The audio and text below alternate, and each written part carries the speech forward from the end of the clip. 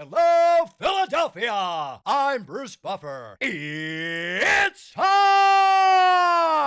for the Anthony Gorgano Show! Good morning, everybody. Happy Thursday to all across the Delaware Valley. This is the Anthony Gargano Show, and we are presented by TrueMark Financial Credit Union. TrueMark.com/PHLY to discover the credit union difference. What a night. It was a good night. Well, all three teams won. Two of them were good, I guess. One was special. That's the Phillies. Flyers put up an 8 spot on the Rangers at the Garden. And the Sixers win. That's not good. Lots to talk about today. Let's start with the Phillies because that's the big game. And look, after losing the first game of the series in Atlanta, the comeback last night, Taijuan again looked good. 4 2/3 innings, 5 hits, all right, no runs, walked 3 guys, struck out 5, and was able to really kind of navigate issues. The offense breaks through. Bryce with a 2-run bomb. And then the game's tied, right? After Atlanta comes back and ties the game, Turner, Trea bomb, and Trea goes yard, and then it's Alvarado closing the night. He walks the tightrope, right? And first and third. They're Braves are rallying, trying to rally. Riley had a great at bat. It's it's back and forth, fouled a bunch of pitches off, and then finally the Alvarado with the K to win it. He's fun. He's fun. He's just so nasty, throwing a 100-mile-an-hour sinker last night. He's fantastic. It'll make you sweat, but it's a good sweat. And Phillies take the second game. And tonight, the finale with Luzardo on the mound. So it'll be good because Luzardo takes the mound. They try to win the series against the Braves. That was some good stuff. Fly guys, how about Forrester with the hat trick? He gets the hattie last night with the empty net. Flyers 8-5 victory. They scored. It was wild, right? Like you're down going 2-0 going into the second period. And then you come back, and then they scored 6 goals in the third, 2 empty netters, and the Fly guys win. And of course, Sixers, they're going to be the death of us. The Sixers win last night, not good, right? We don't need that. The Sixers win. Downton Jr. goes for 30. Come on, man. You got to lose. You need one more loss, all right, just to secure it. To secure the 5th spot. Got to lose it. Got to lose one of the next 2. Or you got to lose both of the next 2. You just have to, right? You got the Bulls on Sunday. That scares me. Atlanta tomorrow night, you got to lose to Atlanta. And then you lose to Atlanta, you're good. All you need is the 1 loss or a Brooklyn win, and Brooklyn's not going to win. So you need that L, all right? Let's root for the L. Lots to get into today. From the editor's desk, we'll go around the headlines of the week, as we always do. We'll talk to the brain, as we do every day. And Kevin Negandhi will join us.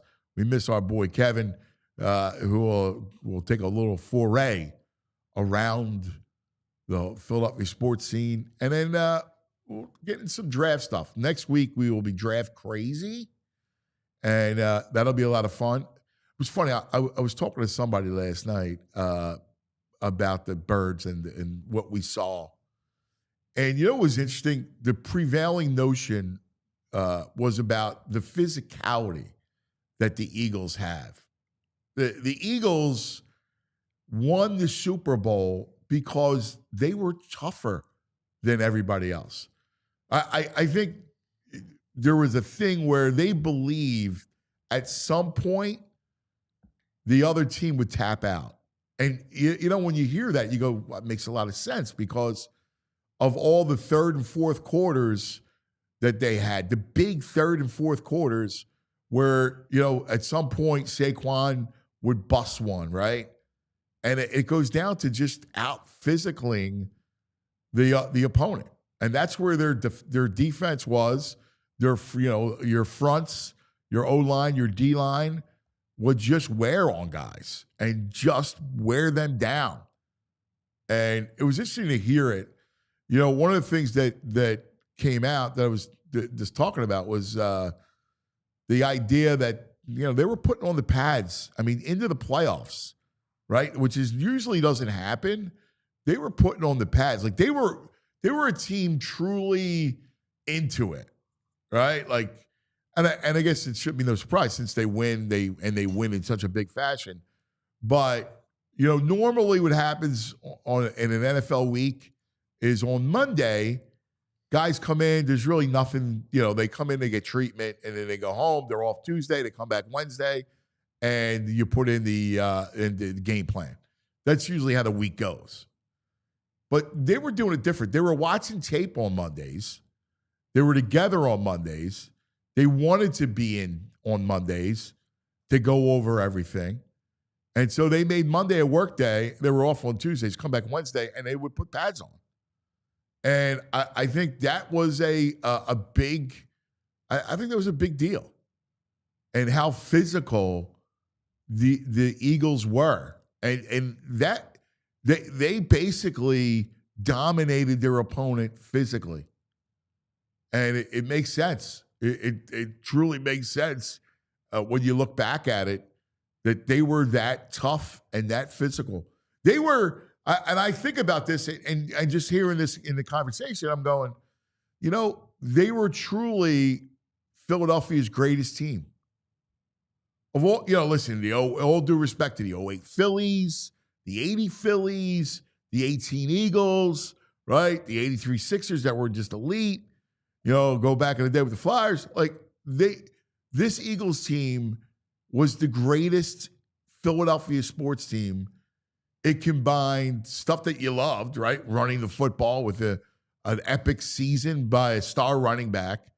But in reality, because they were so physical and so tough. And what do we love here? We love toughness. And I think that makes it Philadelphia's greatest team because it truly depicted the town. Like what we're about was manifested by the Eagles this season. And it was cool because I was having this conversation and I was going back to the season and it was truly remarkable. Like at some point, I want to go through each of the games and kind of relive them, and they're worth reliving because this was what will go down as the greatest season ever in Eagles history. Good morning, VG. What's happening, dude? What do you say, buddy? What's up? What's up? Wins everywhere last night. You get a win. You get a win. You get a win. W's. First time. W's. Boop stat. Good North Catholic guy. He put out first time all three teams won on the road since March 31st, 2003. Wow. 22 years. Are you serious? Yeah. What? They all won the same day on the road. And you figure, that happens a lot where they play to get those three teams to play. For like 2 months. Right? Yeah. It's a long time. Oh, my God, because you have October, too. Oh, yeah. Right? Look at you thinking fall. Yeah. Nice. Yeah. You would have that. Yeah. That's interesting. A lot of fun, huh? At least with the Phillies. A lot of fun all around. We got to get the Phillies, but let me just say, I got to step on the torch every now and then.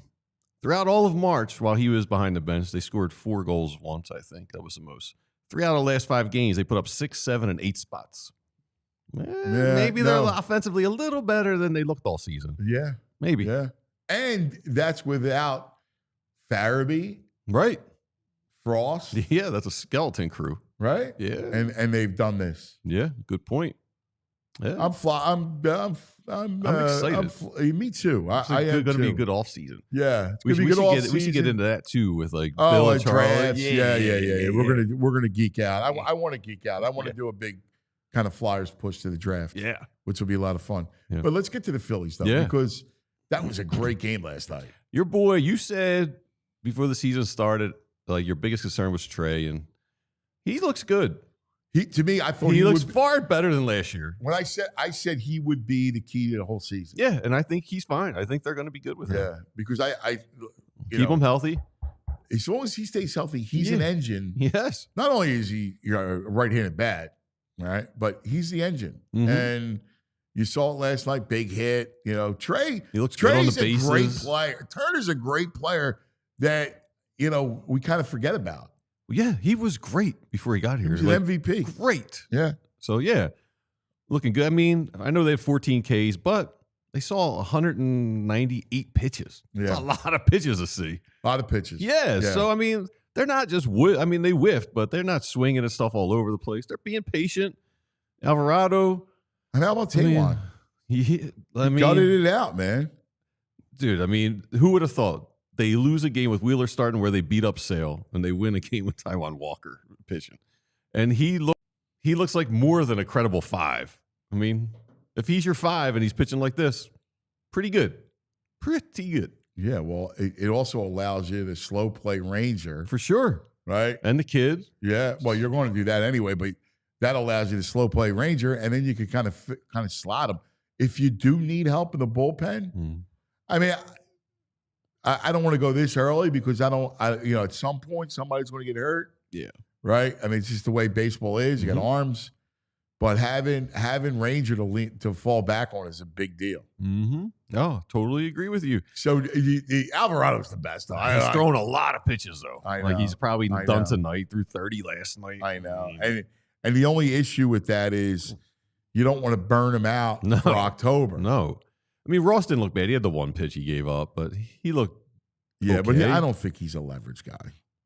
I mean, we've got to find somebody who's leverage guys. I mean, you need Kirkering. You need Kirkering. This is his 3rd year now. He's got to make the move. We heard all about his stuff. He's got great stuff, but he's got to put it together. Has to. It's a big thing. If he is not a dude this year, then that's a real problem. Yeah. I mean, there is. It's a big deal. He's a big deal. He's huge. Them, Yeah. He's cheap. He's homegrown. I mean, they need him to be good. Yeah. I mean, because the key last year was Hoffman, and you got Strom, right? You got Alvarado. Yeah, I think we overlook Strom. He's consistent. Yeah, but you need somebody from the right side. So Kirkering is that guy. He should be. Hopefully, he is. Marsh, disaster. Yes. I mean, I think this experiment, we're 10 games in. Yeah, it's done. Done. I mean, since the All-Star break, he's 47 of 221 with 81 strikeouts. Yeah, I mean, you kind of got that sense. Yeah. Of the 3 of them, that you thought he was the weak link. You're going to have to figure something out at center. I mean, Crawford's hitting over 300 at AAA. I don't know if he keeps that up for a couple of weeks. Maybe you bring Here's him the up only to see thing how with it goes. Crawford is what is he? He's a guy who won't strike out as much. Yeah, put the ball play. I think he's as good in fielding, and I think he'll strike out less. Well, no, right, but I mean, it's not a great upgrade. As opposed to, at some point you're probably going to have to go get a bat. Yeah, that's a mandatory. We're going to need 2 bullpen arms and a bat. Right, that's going to be your shopping list come July 31st. I think we knew that going in. Yeah, well, I don't think we knew we needed 2 not bullpen 2 arms. Yeah, I thought you might need one, and you might need one, and then you might need the bat. We thought we need the bat. Yeah, Romano has to. When we talk about Kirkering, I don't know, dude. Romano has to be the guy. He looks like a lunatic. I can't imagine him being the guy. He looks like a tweaker out there on the mound, dude. He's all herky jerky. He's talking to himself. I don't know. He might need to go the Sirianni route. Shave the head. Get focused. Yeah. Shake it up a little bit. I like the Sirianni route. Yeah, shake it up a little bit. Speaking of Sirianni. Yeah. America's coach. You heard me talk about, I had a conversation with somebody last night. We were talking about how they won. Mm-hmm. This is the greatest team in the history of the town. Yeah, we haven't anyone this dominant. And not only dominant, but also depicting the town. Oh, yeah. Which is, to me, so interesting. The personification of Philadelphia. Yeah. Yeah. I can't. They're tough. They're physical. They play old school football. I mean, And the defense is ridiculous. right. They got a crotchety old man running the defense. I mean, it's everything we've always wanted. It's true. It's like Weird Science, an old show where the two guys put brows on the head and create the perfect woman. Like, we put leather helmets on and create the perfect team. This is our team. Yeah, it is the perfect team, perfect Philadelphia team. Yeah. Dominant up front on the O-line and D-line. Mm-hmm. You know, I mean, it's so. I think back to it. What a year! I hope we get years. I hope it's like a 3-year run with this crew. You know, what a year! It's going to take, and it's going to take a couple years for the league to catch up. You can't get that physical and change your mentality in 1 year. It's going to take a bit. Yeah, no, it should be interesting. Like because Washington's going to be good, but they're not going to be. Are they going to be able to fight back? They're going to get beat up again. They're going to get manhandled again. Yeah, and I think the Eagles took it personally when they lost that game. Mm-hmm. I think they took it personally. Yeah. I could see that. Like I thought they took from just talking to people that they took that game personally. Like they were not going to lose that again because I think going into the playoff game, the championship game, there was this mentality that, hey, you know what? They think they can beat us. Right. All right. We're gonna take their will. On their I love it. We're gonna take their will. Mentality. Yeah. From a Jeffrey Lurie team. I love it. Yeah. Never thought we'd get it. And even in the Super Bowl, they looked at that O-line and they were like, they can't stop us. They can't block us. They identified Tooney as a weak link. It's weird because he was going in, everyone was saying how great he was playing. He was, and he did. Like that kind of fixed their line a little bit, but he couldn't. He was smaller. Like he couldn't hold up against the Eagles. No. They let him go too, right? Yes. Yeah, I think they saw the Chiefs saw it too. Like he can't. You just can't hold up against him. Mm-mm. I'm just amazed because when Lurie bought the team and his whole mentality, it's been a lot of finesse, speed, offense, pass, showtime. Yeah. And now we went with the opposite. I love it. Yeah.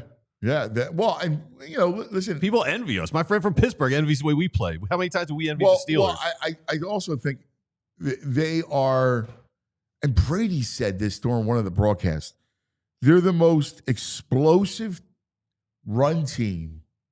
They're a run team that explodes on you. Like, that's where the home runs, the Barkley long runs come from.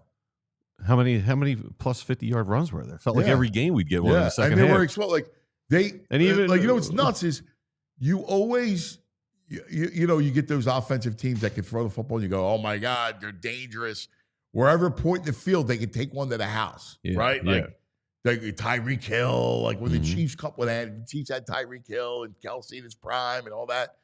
There was like, oh man, they could be anywhere in the point in the field and they could strike. The Eagles were that way with a run game. And I don't even think I thought that was possible. That you hit these home runs with the run so consistently. Well, I don't remember. I don't know in the history of football. Really? Yeah, think about it. In the history of football, what explosive run game you had Barry Sanders, Marcus Allen, they would go to the house every once in a while, as Barry reverses field, but they weren't that good. They weren't good. Yeah. It wasn't as consistent. This was just so consistent. You expected to see one every game, it felt like. And they just fit, right? Like they fit in so many ways because of Jalen's legs and the fact they can go deep to AJ or Devontae. Yeah, I really love this team. I know. And I love the national pundits were like, oh, they're going to be able to do this in the playoffs. They're going to have to. Blah, blah, blah. Yeah. No, they're 90 points in the last 2 games of the season. They were just so special. I'm obviously they won the Super Bowl, but even beyond that, 18 was, miracle. It was Foles and the miracle and the blue snow, right? Everything went right. This was dominance. Yeah. This was, we are by far the better. And I think we felt that going into the Super Bowl. Yeah, and it exuded football. It was just great football. Pretty cool. I miss it. I know you do. Well, I miss it. Especially no playoffs. For either team, NBA, NHL. I'm not missing the NBA playoffs. The hockey, I wish we were in. Nah, I mean, if the Sixers were getting ready for a run, I'm not saying a title run, but even if like you went, hey, if things break right, like if it was a few years ago and things break right, but I mean, you missed that, no? I don't know. I don't love that if things break right. Whatever. I mean, over the years, during post-process, I mean, they had chances. Well, yeah, they were like a top 3 seed. Well, that's my point. Oh, like, yeah, top 3 seed. Yeah, I'd like to watch that. Have some fun with that. I missed Boston, that New York piece of it. matchups. Yeah. Anyway, lots to get to. From the editor's desk, coming up next, our man Pat McClune will join us. Let's talk about some of our friends, all right? Let's start with Rothman. Yes, Rothman Orthopedics. And talk about getting back to what you love to do. Like, we're weekend warriors, right? We're weeknight warriors. And sometimes you get banged up, right? Injuries, old age. Yeah, old age, wear and tear. Right? The whole thing. Sometimes it's, your body doesn't cooperate. It bums you out. That's where Rothman Orthopedics comes in, all right? So whether it's pain from playing your favorite sports, right, or any of that stuff, Rothman's team of experts is here to help. With evidence-based care and a mission to restore your mobility, they're going to get you back on your feet and back to doing what you love, all right? Don't let pain hold you back. Visit RothmanOrtho.com/PHLY to schedule your appointment and get back on your feet. And get back to being your best self. That's what Rothman's about, all right? Rothman Orthopedics, we're getting back to your game is their mission. They just hooked up my Aunt Marie. She fell, broke her hip. She's like 94. They put her hip back together, the Rothman folks. Did they really? Yeah, she's in good shape now. Oh, that's fantastic. Yeah. That's fantastic. All right. Let's talk about the Bet Park Sportsbook and online casino app. Masters underway. What do we got so far? Oh, you looking for scores? I don't know. Anything, We got anything going on? See if any of my dues were going off. How'd you do last night in your brain? Nah, stuck. Everybody lost. Really? I'm broke. I got $100 riding on Bastia. You got to do another 1,000. I got to go see the loan. I got to go see the loan officer. Oh man, I had the brain do. I don't know. I can't remember what props. We need a rule. He can't be doing props. I can't compete against him in props. Well, you have to. He's the prop man. You're the trash man. I can't do props. You got it. He's unbeatable with props. Did you figure it out? I got it written down. If you want to. I had some written down. Yeah. All right. Augusta, Georgia today, the 89th edition of the Masters. Bet individual golfer performances, round winners, future bets, you name it. The Masters golf is fun to bet, all right? The Bet Park Sportsbook Casino Online Casino has you covered. What's the matter? I put so many bets in last night before I went to bed. I was researching and putting bet. I got like 8 players I'm following. I'm bet on today. Oh, really? Yeah. Plus, you got fightings tonight. Luzardo. All right? So you got... It's a good matchup tonight. The total's a little high, 7.5. Both these pitchers are pitching pretty well. Schwellenbach. You got two games. His ERA is a 0. Yeah, his whip is like 0.2. Yeah. He's been pitching well. I don't know. Luzardo. I'm a Luzardo. I love Luzardo. Yeah, over-under's a 7.5. I thought it'd be a 6.5 game. Yeah, well, you can check that out. There's always another way to win on the Bet Park Sportsbook Online Casino app. All right? It's the only app that we're going to recommend. Live dealer, blackjack, roulette, poker, plus your hot online slots based on movies like Rocky and Ted and Goonies. Favorite hot online slots like Cash Eruption. Mm-hmm. What's the other one? I'm back on Armadillo Artie Gone Wild. Okay. Yeah, he's cute. What do you win? Like the little armadillos come up? Like jackpot? You get a couple Arties pop up and you give them bonuses. There's Artie. Yeah, he goes wild. All right. Also, you got the online slots like Breaking Bad, Peaky Blinders. All right. You can check it out. New users get up to $1,000 casino bonus back if you're down in the first 24 hours. BetParks.com has all the details. You got to be 21. You got to be in PA, New Jersey, Michigan, Maryland, Ohio. If you have a gambling problem, please call 1-800-GAMBLER.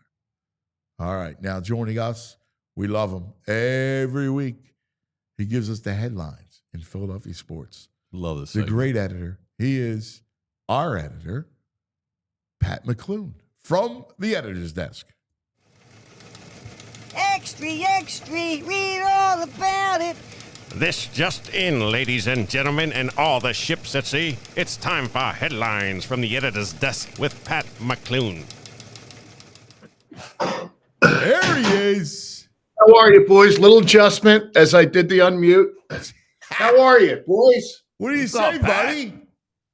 Well, let me tell you guys, today we're going to take you from the hardwood courts to the courts of law to the theater of the absurd to Eagles draft busts. From the editor's desk likes its hand today, let me tell you. Hey, That's coming in fabulous. strong. I love it. I love it. Well, I'm just going to turn it over to you. All right, like you drive the ship, buddy. Thank you, Anthony. Good to see VG. What's up, buddy? Boys, we're going to start out today with Eagles/youth sports. And our headline is, he should have learned his lesson. And bear with me, because I am going to take something as a Rite Aid back in the moment day and bring it back to the present. And I'm a big one on giving credit. And I had something come up recently where I didn't credit the man properly. So a young guy named Brian Andrusko knew the history and made this connection for me. We'll start back 20 years ago. The photo there is of the tournament team for this league as we walked away with a little hardware, much like St. Margaret's. But this goes back 20 years. And my youngest son, Tom, is 28. So he was about 8 or 9 when this happened. And it was an in-house Delco league before everybody started playing CYO. And I had Tom and my nephew, Kieran, on the team. And I coached it along with my sister, Kate, who's Kieran's mother. And we had a third guy on the bench who came up and asked if he could help out, named Ed Brown.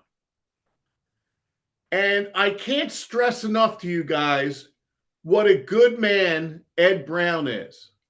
Nice guy. We coached his son, Eddie.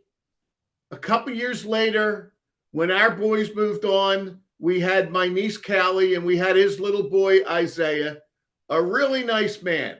And he knew ball. And he was good with the kids. But on this particular Sunday morning, and I loved it because I would coach on Sunday morning, and most of my career I worked Sunday through Thursday, and this was during the Eagles season, so, I'd go in after the game. On this particular Sunday, we're warming up on the court, and I'm standing there. Eddie runs into the gym and into the layup line.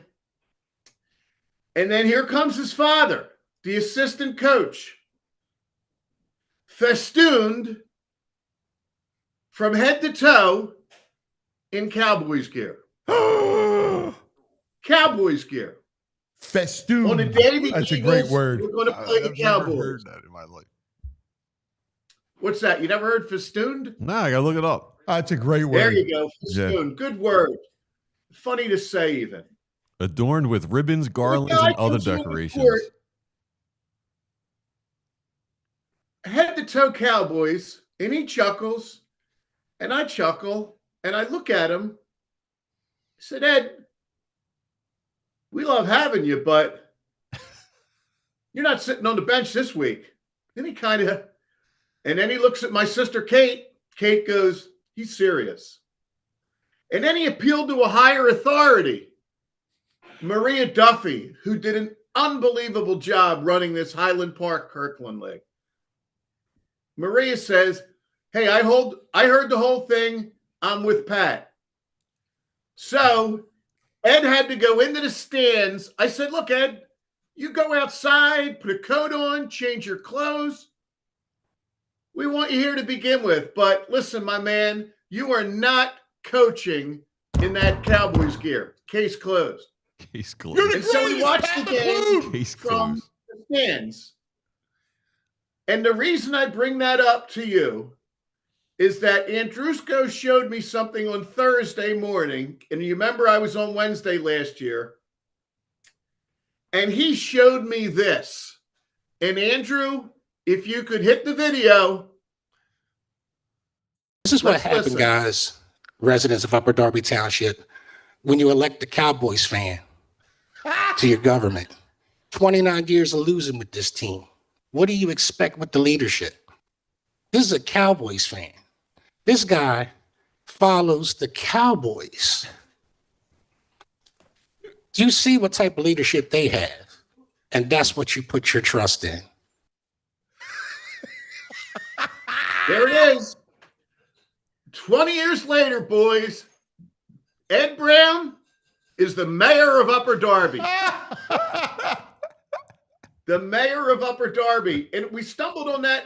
I actually knew that because Brian Andrusko is a committee man for the 3rd District in Upper Darby and was at that table in that video. And he had some kind of a fundraiser for a 3-on-3 basketball, and he asked my son Tom to come play.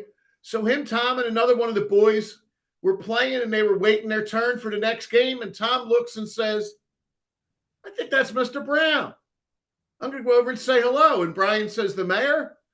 And Tom says, his nickname's the mayor? Brian said, no, he's the mayor of Upper Darby. And the lesson to be learned here, boys, is if he only learned his lesson when he came on the court that day in Highland Park, he would not be in this position he is today. And again, he is a very, very nice man. But there's a price to be paid. You tried to teach him. You tried to help him out. Fan, am I right? Yeah, totally. I tried to help him. Yeah. Mayor Brown. Boo! There you go. There you go. Some people just don't learn. And that's the opener. What's that? Is it what is That's that? fabulous. Cool Hand Luke. Some people just don't learn. So you get what we had here last Thursday. Oh my God, that's fabulous. This guy is a little bit of a leap of logic by the man who said that since Jerry Jones can't run his franchise, Ed Brown can't run his city. But I'll allow it. Under these circumstances, I'll allow that leap of logic. Yes. It's not like he was an intern and went through the Cowboys management training program before he became mayor. It is a bit of a leap. Yeah. That's a great story. So I know, I'll tell you that the 4 we're going to do after that, we're going to do college sports, Final Four, Phillies, and we're going to do Eagles draft busts. And my guess is you would like to end on the Eagles draft busts. As you know it, you are the, yes. Okay. Let's go to the college sports, if you don't mind, because this one's very interesting. And our headline there is Courting Chaos. And there's a lot going on here. And there is Chris Jenkins hitting the winning shot to win the NCAA tournament in 2016. And he becomes the highlight of our point here on this headline, Anthony and VJ. There's a lot going on. It's going to get even wilder as they try to rein in NIL. There are 2 separate court actions. The one you've probably heard about is that teams are signing in to cap out at $20.5 million per school for NIL. And we'll get back to that. The other one that you might not heard of is that the NCAA is in a court thing to now settle with athletes between 2016 and 2020 and disperse $2.8 billion Wow. to 390,000 athletes. Why 2016? Well, the clock starts on NIL in 2021, and anything before 2016 has passed the I'm forgetting the term here, but the statute of limitations. Yeah. So they're going to wind up divvying up money to 390,000 people. And that comes out to, you could give about $8,000 to every person, someone who played lacrosse at Minnesota. So that's going to be incredible, an unbelievable doling out of money. And that brings you to the 20.5 million, which is wild because, and Fran McCaffrey told me this about 10 months ago, and now it's been written about. This 20.5 million is going to be a gigantic boon for conferences like the Big East and Villanova, because all the big time schools in theory have 20.5 million to disperse among their programs, including football. The Big East's big thing is basketball. And it's going to be riddled with problems and people doing stuff wrong. For instance, I believe Arch Manning is getting $6.5 million at Texas. You mean to tell me he's going to get $6.5 million of $20.5 million, and Texas is going to get by with that? They're absolutely going to go over the limit, but they're probably going to bring in like an Arthur Anderson or a Price Waterhouse to try to audit this. Yeah, but and it's going to be. Can I ask you a question? I got to ask you a question. Sure. What if, I don't know, Nike, Gatorade, right, wants to pay an athlete whatever it wants to pay an athlete? How do you tell them to cap that number? Like if Gatorade wants to say, hey, I want Cooper Flagg. That's outside of it. I got to think that that's outside of it, that's NIL. What this is doing is it's a 20.5 million that caps a team's collective or direct payments from the school. So you ask a great question, and that might be the roundabout here. Yeah, because if you're in Texas, right, and there's some big car dealership guy owns, who's a Texas alum, and says, "Hey, don't worry about it. I'm going to pay Arch $6.5 million." Mm-hmm. That might be what's going to happen. It's all going to come down to the boosters. Who's got the bigger boosters? Because I can't believe that Wake Forest and Texas are going to spend the same amount of money on their program. Right. It's just they can't. They can't. Now, into all this, I bring Chris Jenkins. Chris Jenkins did not opt in among those 390,000 athletes. He had the chance. He chose not to opt in. And he is suing the NCAA and all the conferences over the shot. And I'm telling you, my brother-in-law, Frank Murphy, is a very, very respected attorney, probably the most honorable person that I know.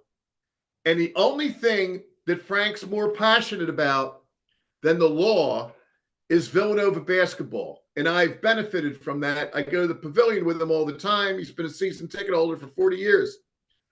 And Frank, looking at it clear-eyed, he thinks Jenkins has a great case. He sees it as a monopoly, the NCAA, prohibiting Jenkins from making money on the shot, whereas at all these other conferences and the NCAA have been licensing and marketing the shot ever since. Wow. I mean, wow. Yes. Yeah. What was to stop Chris Jenkins from at every game having an agent there and signing 100 autographs or signing pictures of the shot? Frank himself owns 2 pieces of art of the shot, one for himself, one for his Villanova grad son, Ryan.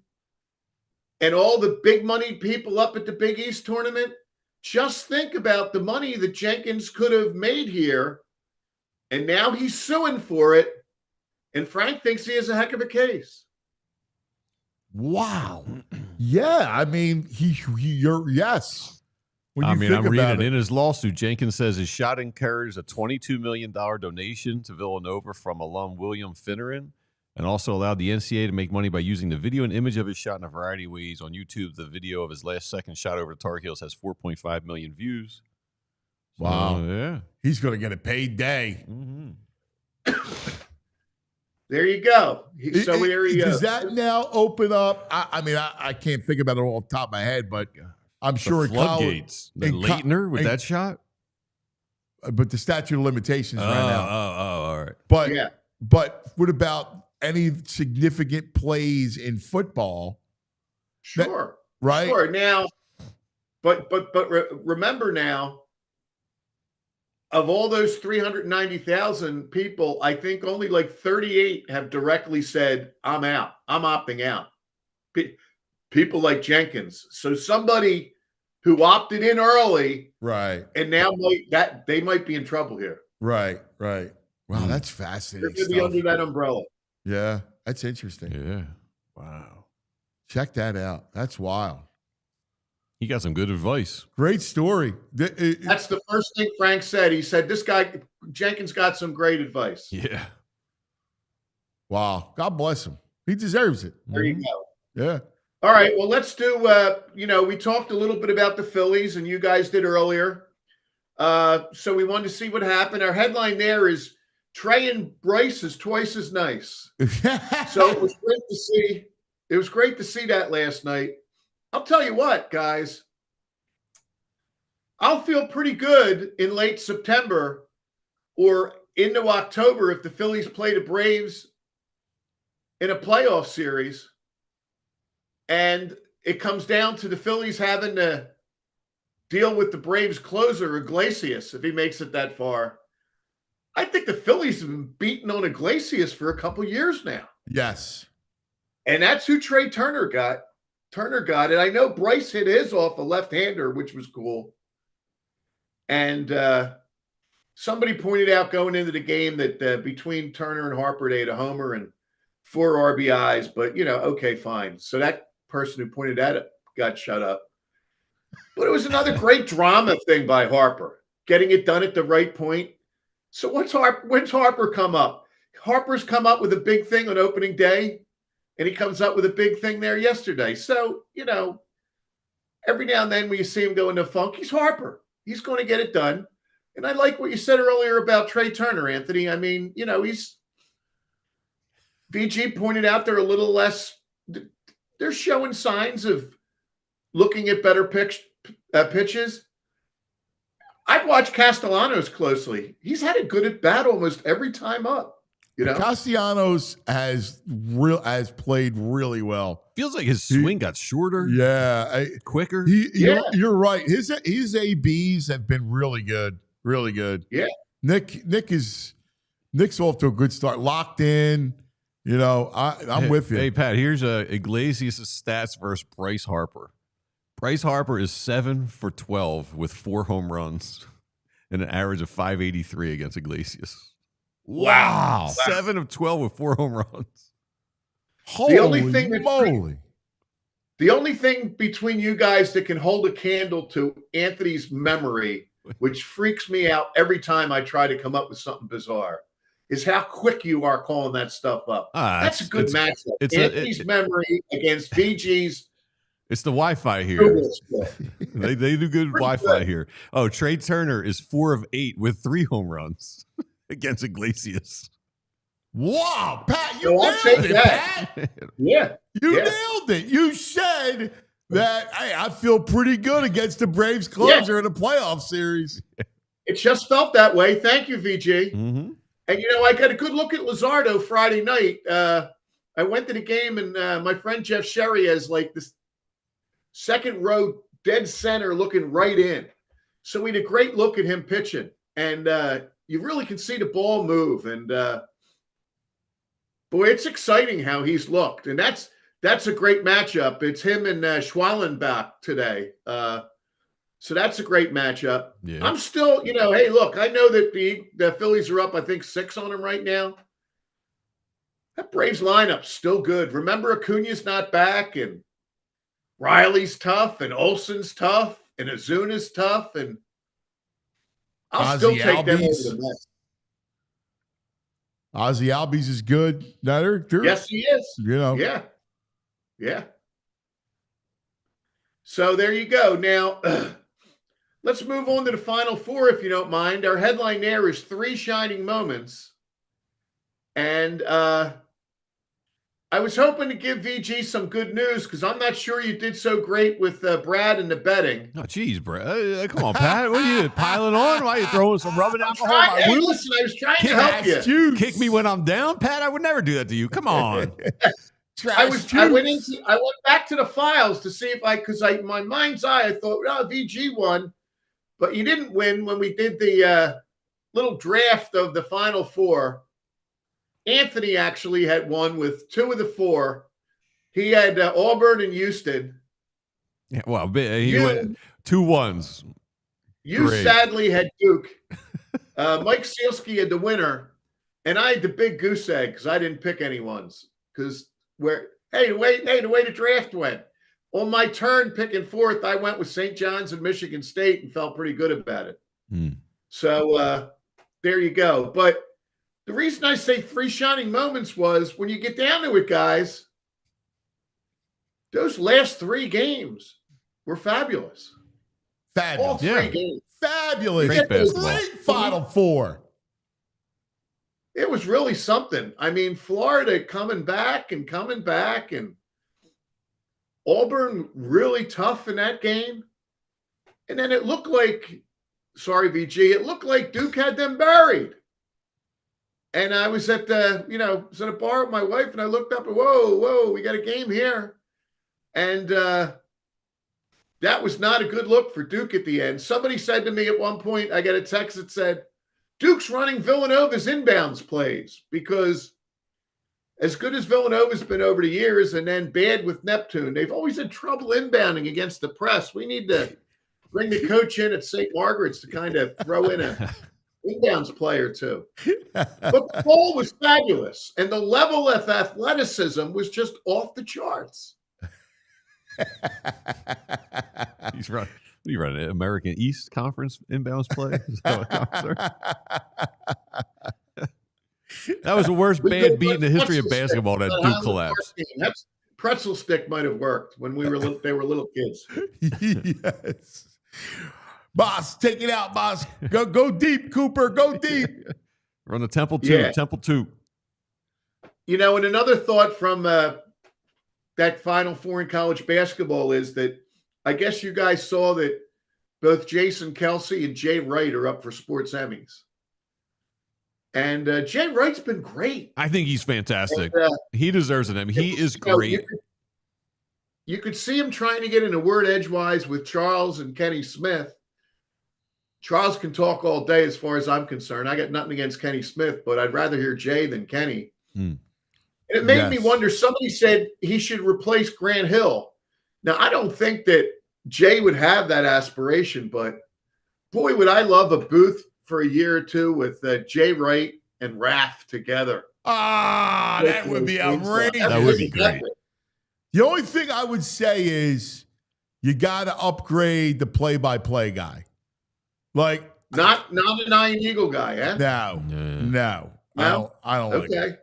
I would prefer Gus, Raph, Jay.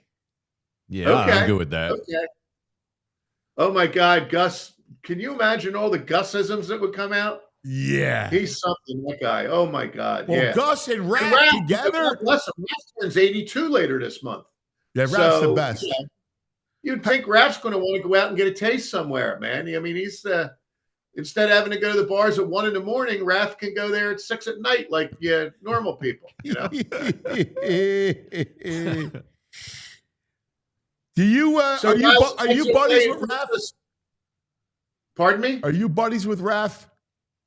No, I'm not. I share the same college as him and have shared the same page of the media guide. I would love to sit somewhere with Raph for a couple minutes over a cold beer. Yeah, we got to make that happen. Man, that's my dream. Listen. We got to get. I'm going to try to reach out and set it up and see if Raph would hang with us.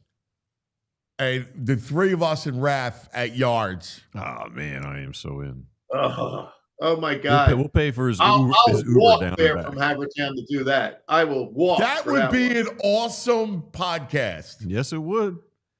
Yeah. Oh man, I'd love that. You've pulled off a lot of great things, Anthony. That would be the all-timer. All right, let me see if I can work on that. I got. So now, 2 weeks from today, boys, NFL draft.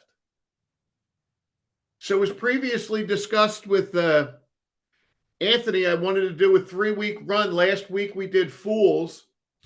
This week next week we're going to do a top 10 just bust out draft guys by the Eagles. I love the And bust that's outs. hard to contain the 10.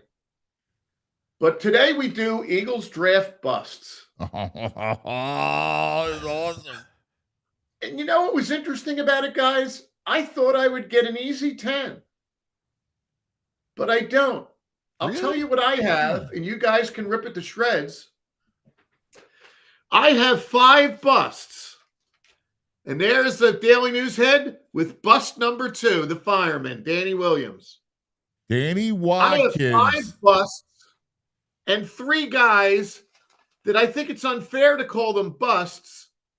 They're more guys that were just players that were drafted way higher than they should have been. So let's go with the busts from the bottom up. Number 5. And I believe the year is 2014. The Eagles select Marcus Smith. Yes. Defensive end linebacker, Louisville. Yes. 6'3", 258. I bet a lot of people listening never heard of him. And it was only 10 years ago. Stone cold bust. Played with the Eagles, Seattle, and Washington. In 5 seasons, 53 games, 6.5 sacks, 25 tackles over 5 years. And trust me, most of that he did with Seattle and Washington. Stone cold bust for the Eagles. Now, that draft is interesting because that draft, I think, shaped Howie.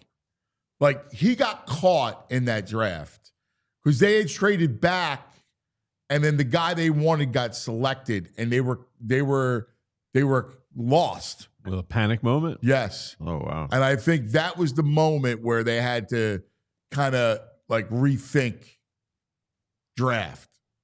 That's interesting. Okay. Where'd they pick Marcus Smith? What number? They traded back. I think it was like 20 in the late they traded back 20s. 25, I think. Yeah. I've got it. 26th pick. Johnny Manziel. We had D Ford went ahead of him. That's who they And when we wanted. They get wanted to D guys Ford. that were just Went to Kansas. the guys that I thought were serviceable NFL players just drafted too high, I actually can show guys that they could have had instead.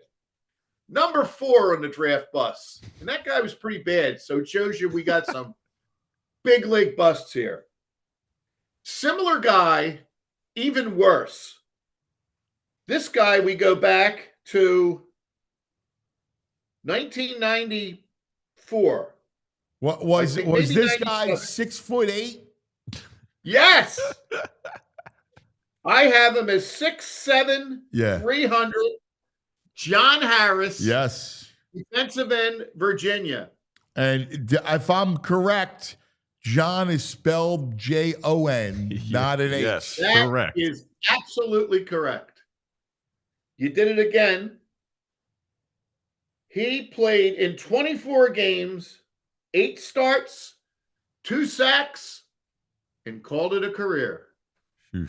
Wow. Huge bust. Number 3, that even our kids will remember, fresh in our minds, 2020 draft, Jalen Reagor. Yeah, baby. Yeah. Gigantic bust. You think Enormous. about it every time you see Justin Jefferson do great things. And again, that might have been the start, if the Marcus Smith thing made them rethink it, that knocked the door down, because ever since the Jalen Reagor draft, the Eagles have been lights out. Absolutely correct. There's a changing moment. The franchise is actually better off for that moment, I think. That's probably true, VG. Then they start drafting from Alabama and Georgia and Ohio State, Penn State, and tough one this year at 32, but it's going to be good. So he's number 3, and we know what a bust he was. The number 2 bust,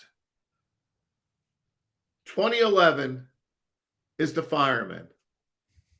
Now, I don't know what the hell they were thinking here, Anthony. 26-year-old guard from Baylor. From Baylor, who they said played with this mean streak, and he was a gigantic bust. They put him at guard. He started a few games, ran around the firehouses, put fire hats on, stood around with an axe, and did nothing. Do you know? He was in and out of the league in no time too. Gigantic bust. You know who was taken immediately after him? I do not. Cam Jordan. Oh dear God. Yeah, now has 121 sacks. Wow. Cam Jordan. Oh yes. Oh my God. All right, boys. Yep. Drum roll, please. This combines the biggest draft bust in our friend Buddy Ryan, the 1980, somewhere in the 80s, let me see, 1985 draft, the 9th pick in the draft, Kevin Allen. Yeah, the rapist. The number 1 bust. I see some people throw around Eagles busts, and they just don't have the longevity of us. This guy, Buddy Ryan, quote, "If you want someone who stands around and can kill the grass, he's your man." He's a USL reject. Someone who can stand around and kill the grass. Deadspin was back then, and he said he had an unusual blocking stance. He would lean his body forward, then fall down. But what was and the guys story? Who were drafted after him, Al Toon, Jim Lachey, Fridge, and Jerry Rice. Oh my God. Oh my God. Hey, And the thing, wasn't that? What was the story, Pat, about him in Margate running naked on the beach? Just when you thought, if there was any ambiguity about whether it's him or the fireman, I think the fireman's a law-abiding citizen. Like 2 years into his career, the Eagles release him. And 5 days later, he and a friend are caught. Allen's caught naked on the beach in Margate, and the two of them are arrested for rape. And Allen spent 33 months in prison. Wow. And it's one thing to be a bust and a stiff. It's another thing to be an outright scumbag. Oh. But that's put him at a list that we just as soon forget. Oh, my God. So now let me finish with this, guys, because you guys might not agree with me. I know friends would say one of these guys should be on the bust list. I have 3 guys who I believe were serviceable NFL players. They just got drafted too high. One of those was Kenny Jackson, the Penn State receiver. He went number 4. He was drafted 4th in the draft as a receiver. He was an okay receiver.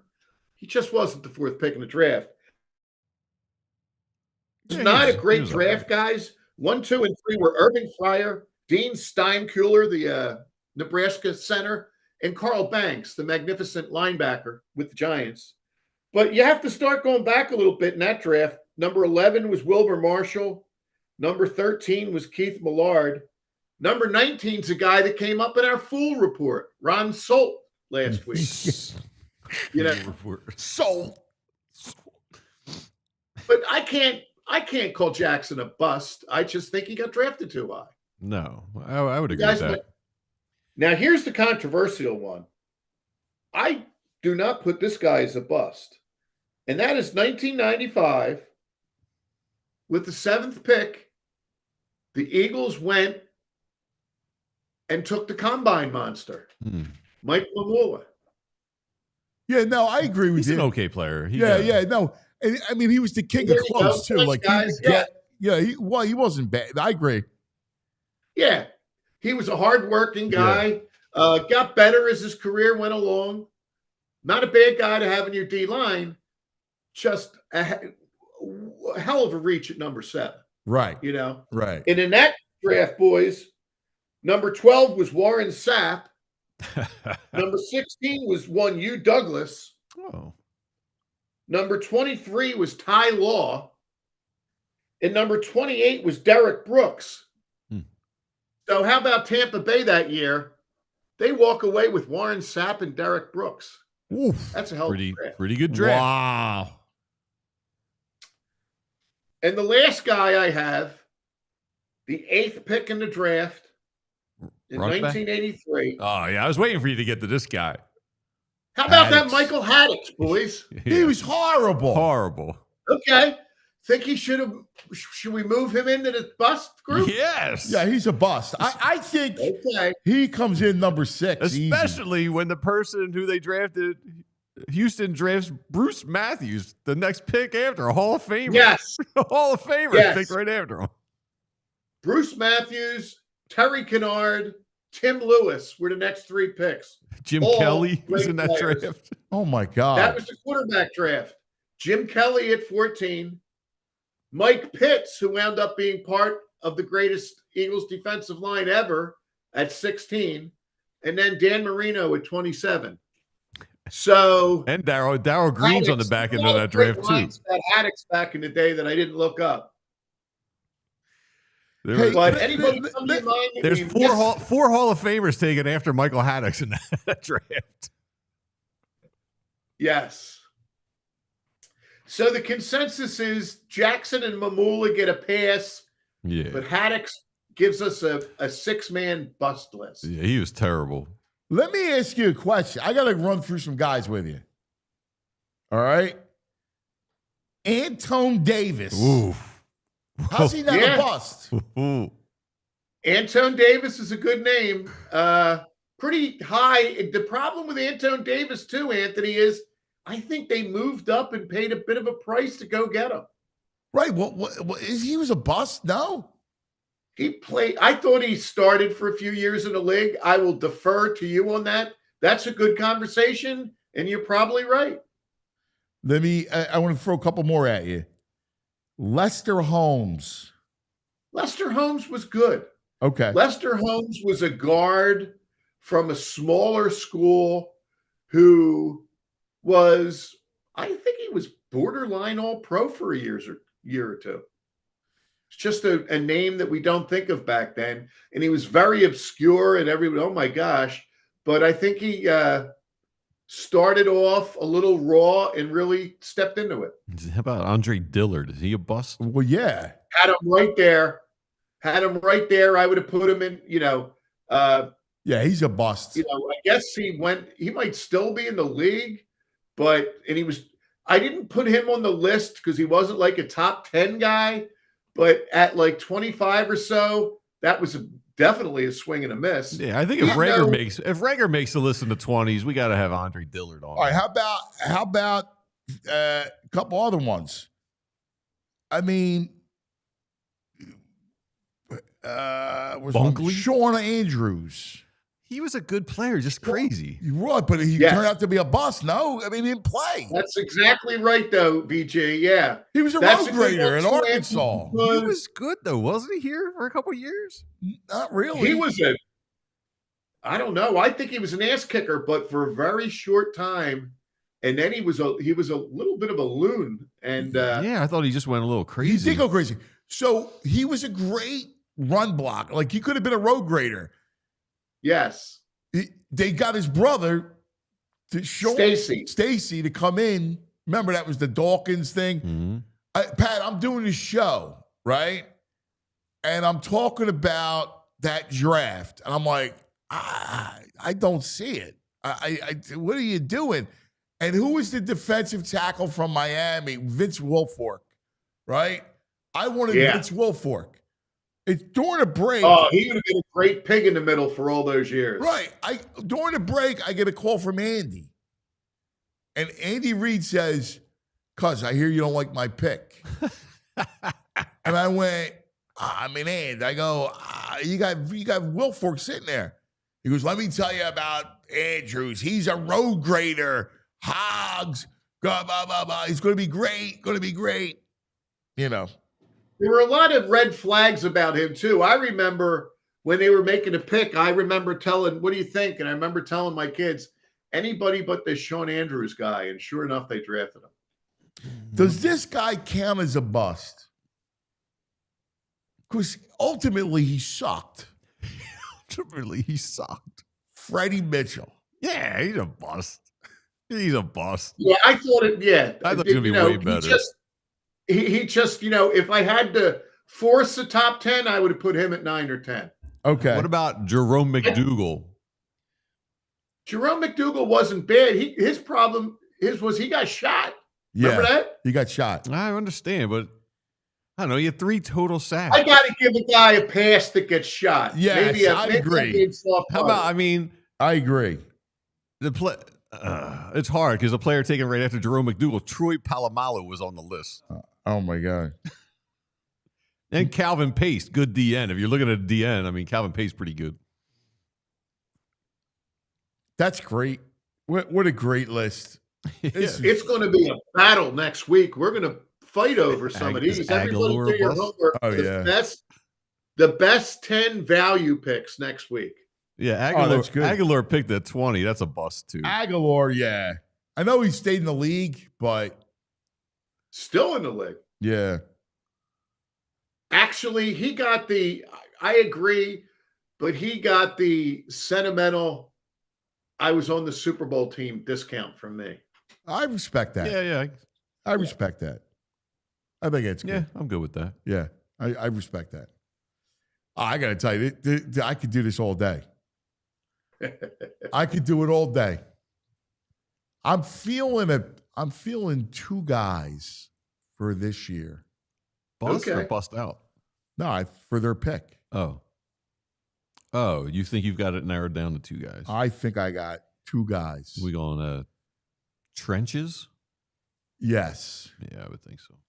I got 2 D linemen. Oh, yeah, no O-line. Interesting. 2 D linemen. I will unveil it as we get closer to the draft. Great. All and right? you should tell me what you want on that day of the draft. You'll get anything that you need. All right. But next week will be a week away, and let's celebrate some great Eagles picks. I love that. Maybe we should do beers that day. I like beer. Like, are you around? You want to do? I'm around any day you want if you give me a little notice. Absolutely. Yeah, maybe we take the show on the road that day. TJ Mott on Twitter wants to know where's Wentz. He went number 2 overall. You can't. I thought about him, but you can't call him a bust.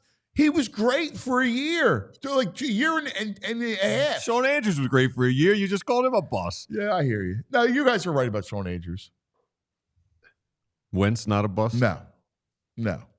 He was an MVP. Stone bust. He was an MVP candidate. You wouldn't have gotten to that the Super Bowl without You him. wouldn't have gotten to that Super We've Bowl. talked about this before, but I remember because he was never good. He had like 10 games. We were all chortling that the Rams picked that Jared Goff over Wentz. What were they, crazy? Right. And then look at the last laugh. I know. Yep. I know. Sometimes tiny hands win out. Tiny hands win out. Sometimes they're okay. Pat, we love you, man. You're just the greatest. Thank you, pal. Enjoyed it very much, guys, and Nice. looking forward to anything else we do in the draft. You're great. Great work, Pat. Great work. Great work is right. That's good stuff, man. Great stuff. All right. Let's talk about some of our friends. We got the brain coming up. Boo. The brain. Screw the brain. I'm curious to see what the brain did yesterday. Let's talk about. I'm sure he'll let us know. Let's talk about some of our friends. Empire. Today. Come on, man. Flooring. You got to have good floors in your house. Empire Today is here to help you out. Just like a favorite team needs a home court, home field, home ice advantage, your home needs a home floor advantage. And today, Empire Today can help you get it. Empire Today has flooring experts, dedicated flooring professionals who focus on flooring every single darn day. That's all they do is flooring. Big box stores, you know it. You wander around the aisles, you don't know what you're doing. You might buy some tiles and stuff. Then you got to find someone to put it in. It's a whole big pain in the butt. Empire Today handles all of it. And while those big box stores might have a flooring department of people working there, they don't really know flooring. Yesterday, you're probably doing plumbing. The day before that, they're probably in the electricity department. They might even be stocking light bulbs the day before that. Empire Today, these people, all they do is flooring, and they know it better than anyone in the business. Empire Today, they live and breathe flooring, and they'll be with you every step of the way.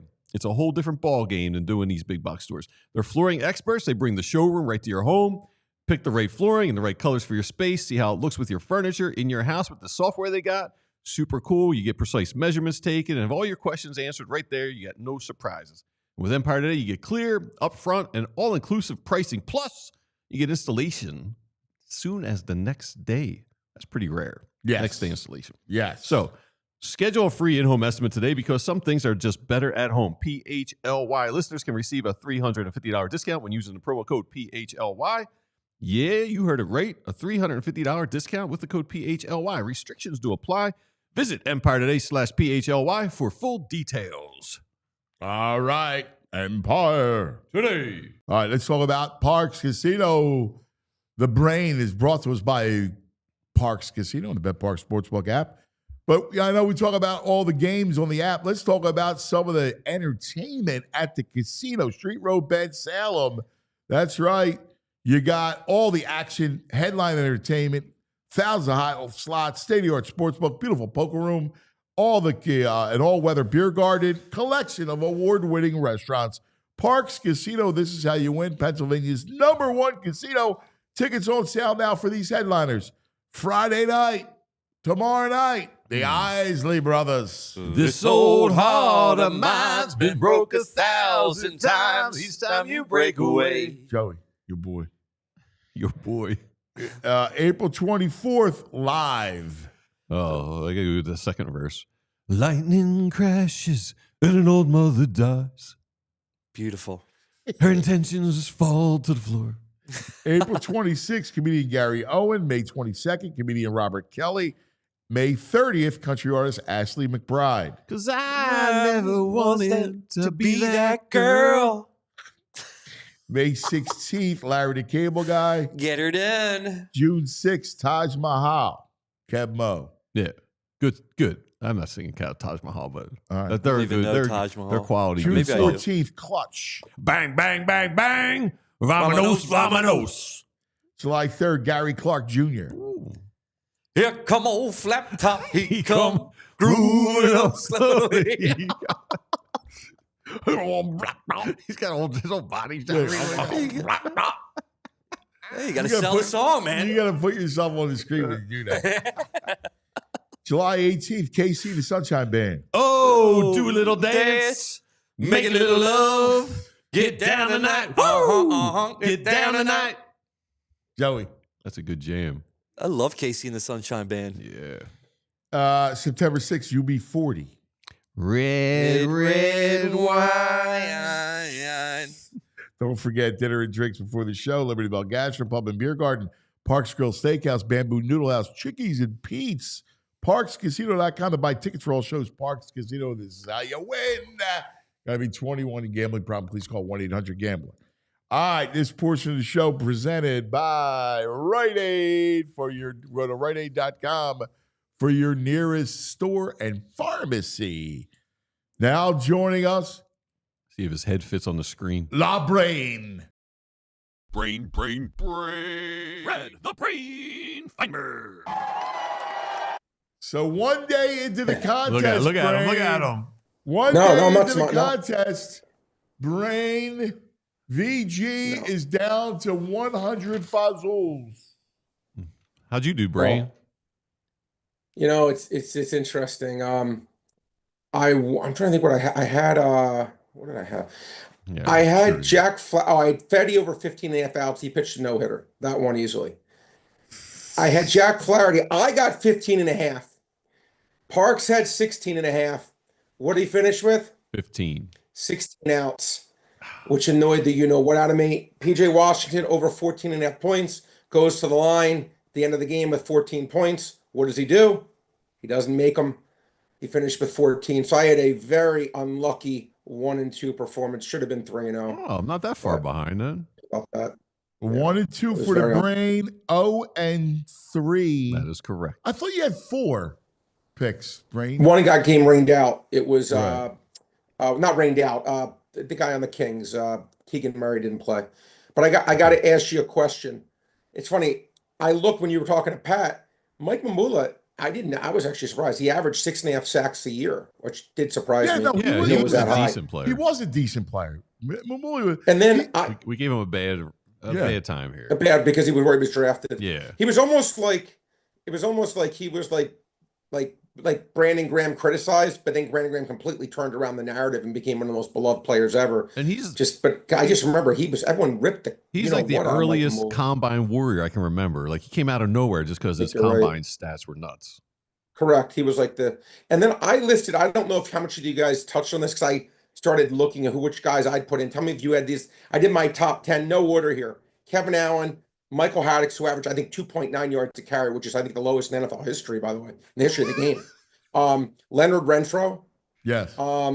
Marcus Smith, John Harris, Jalen Reagor, Kenny Jackson, Antone Davis, Danny Watkins, and Andre Dillard. That was my 10. Yeah, I love that 10. That's the beauty of Pat's segment. Like Yeah. everyone's making their own list. Yeah, it's a great.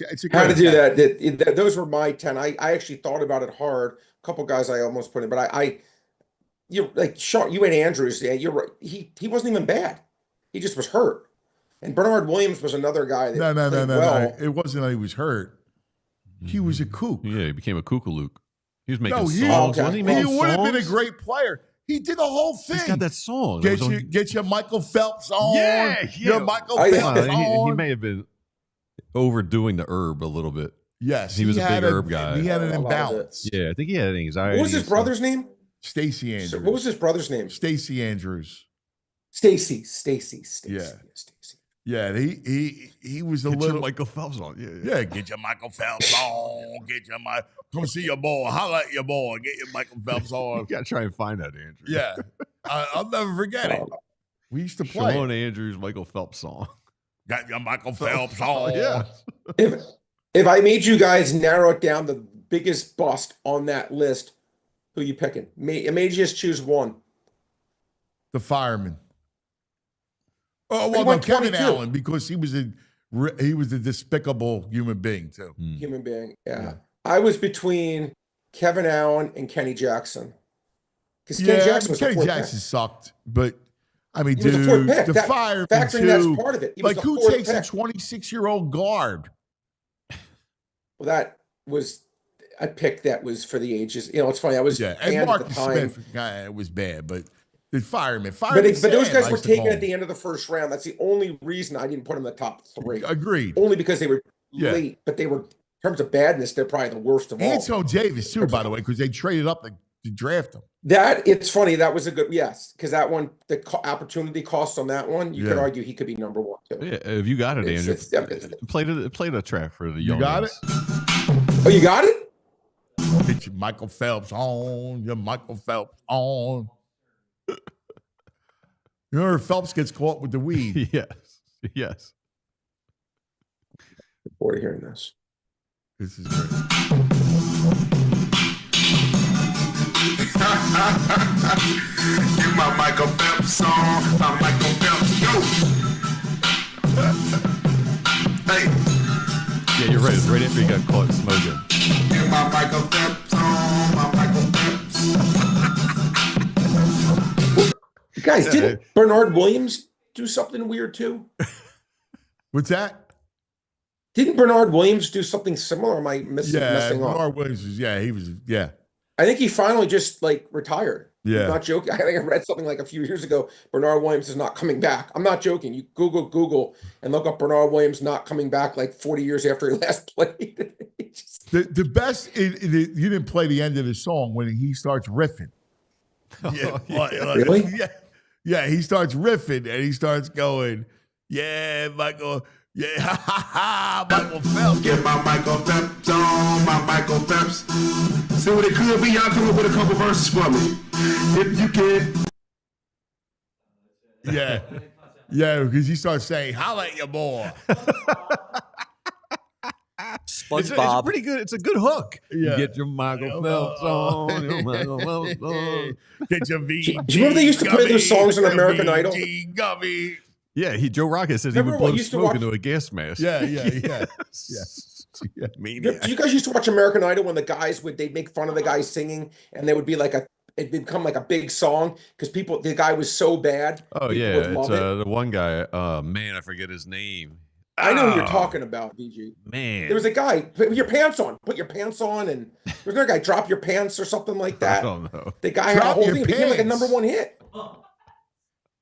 Became like a number. Drop your Put your pants. pants on. You don't remember No, that? William Hung. is Yeah, the guy William I Hung know. was another one. Yes, Because William he's Hung, good call, got VG. the worst rendition of Hotel California by the Eagles, and it's on jukeboxes at bars. So sometimes if it's a quiet night at the bar, I'll play. Wait, Will Hung has Hotel California? Yes, he's got a whole I gotta cover find- I'm album. bringing It's that up. hysterical. It is so bad. I'm bringing it up as soon as I'm off with you. I'm actually going to watch it. I have no life. His I gotta- big song was Will "She Hung sing Bangs." Hotel The song was "She Bangs." That I remember. No, that's the one I remember. That's the one I The remember. Ricky Martin one. It was that one. Okay, I know Will Hung, that, Hotel yeah. California. Oh, that's horrible. He was like tone deaf. I cannot wait to. I have it right queued up, VG. As soon as I'm off with you, I'm going to play Will Hung. Yeah. Tell Queen V you want to dance to William Hung's Hotel California. Oh my God! Listen. I mean, if I'm looking at, I don't even go to the doghouse. I'll play that. That is, but man, I'm looking. I actually remember that guy. That's funny. But no, that song by Andrews reminded me of like one of those things you'd see like on American Idol. It's so bad, but it's weirdly catchy. It's catchy, man. Yeah, it's got a hook. Get your Michael Phelps. I mean, I kind of start singing it now. I worked with Chris Schwartz, who ran Rough House Records, which was on top of the world at the time. They had like Criss Cross, they had the Fugees, and people would play tracks for him of demos at the table every like Thursday, and he was just pound. He's like, "Where are the hooks? I need a hook." That's a hook. Get your Michael Phelps on. Yeah. You're like, Hesh, that's a hit. Yes. All It's good right. stuff. All right. You guys So, off to it. I got 3. ignominious start. Yeah, we're not great. So I let's go. I thought I was going to go 3-0 the entire time yesterday. It was very frustrating. Yeah, you were close. I already threw like 55 pitches going into the 6th inning. I'm like, there's no way I can lose. Yeah. And I lost. All right, 1-2 and 0-3 to start the contest. Yeah, I come back strong today. All right. So, all right, Brain, get us started.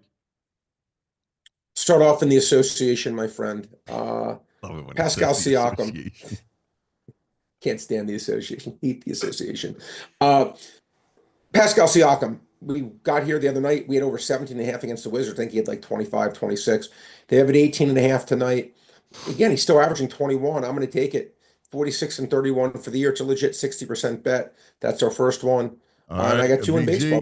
I'm going to the Masters.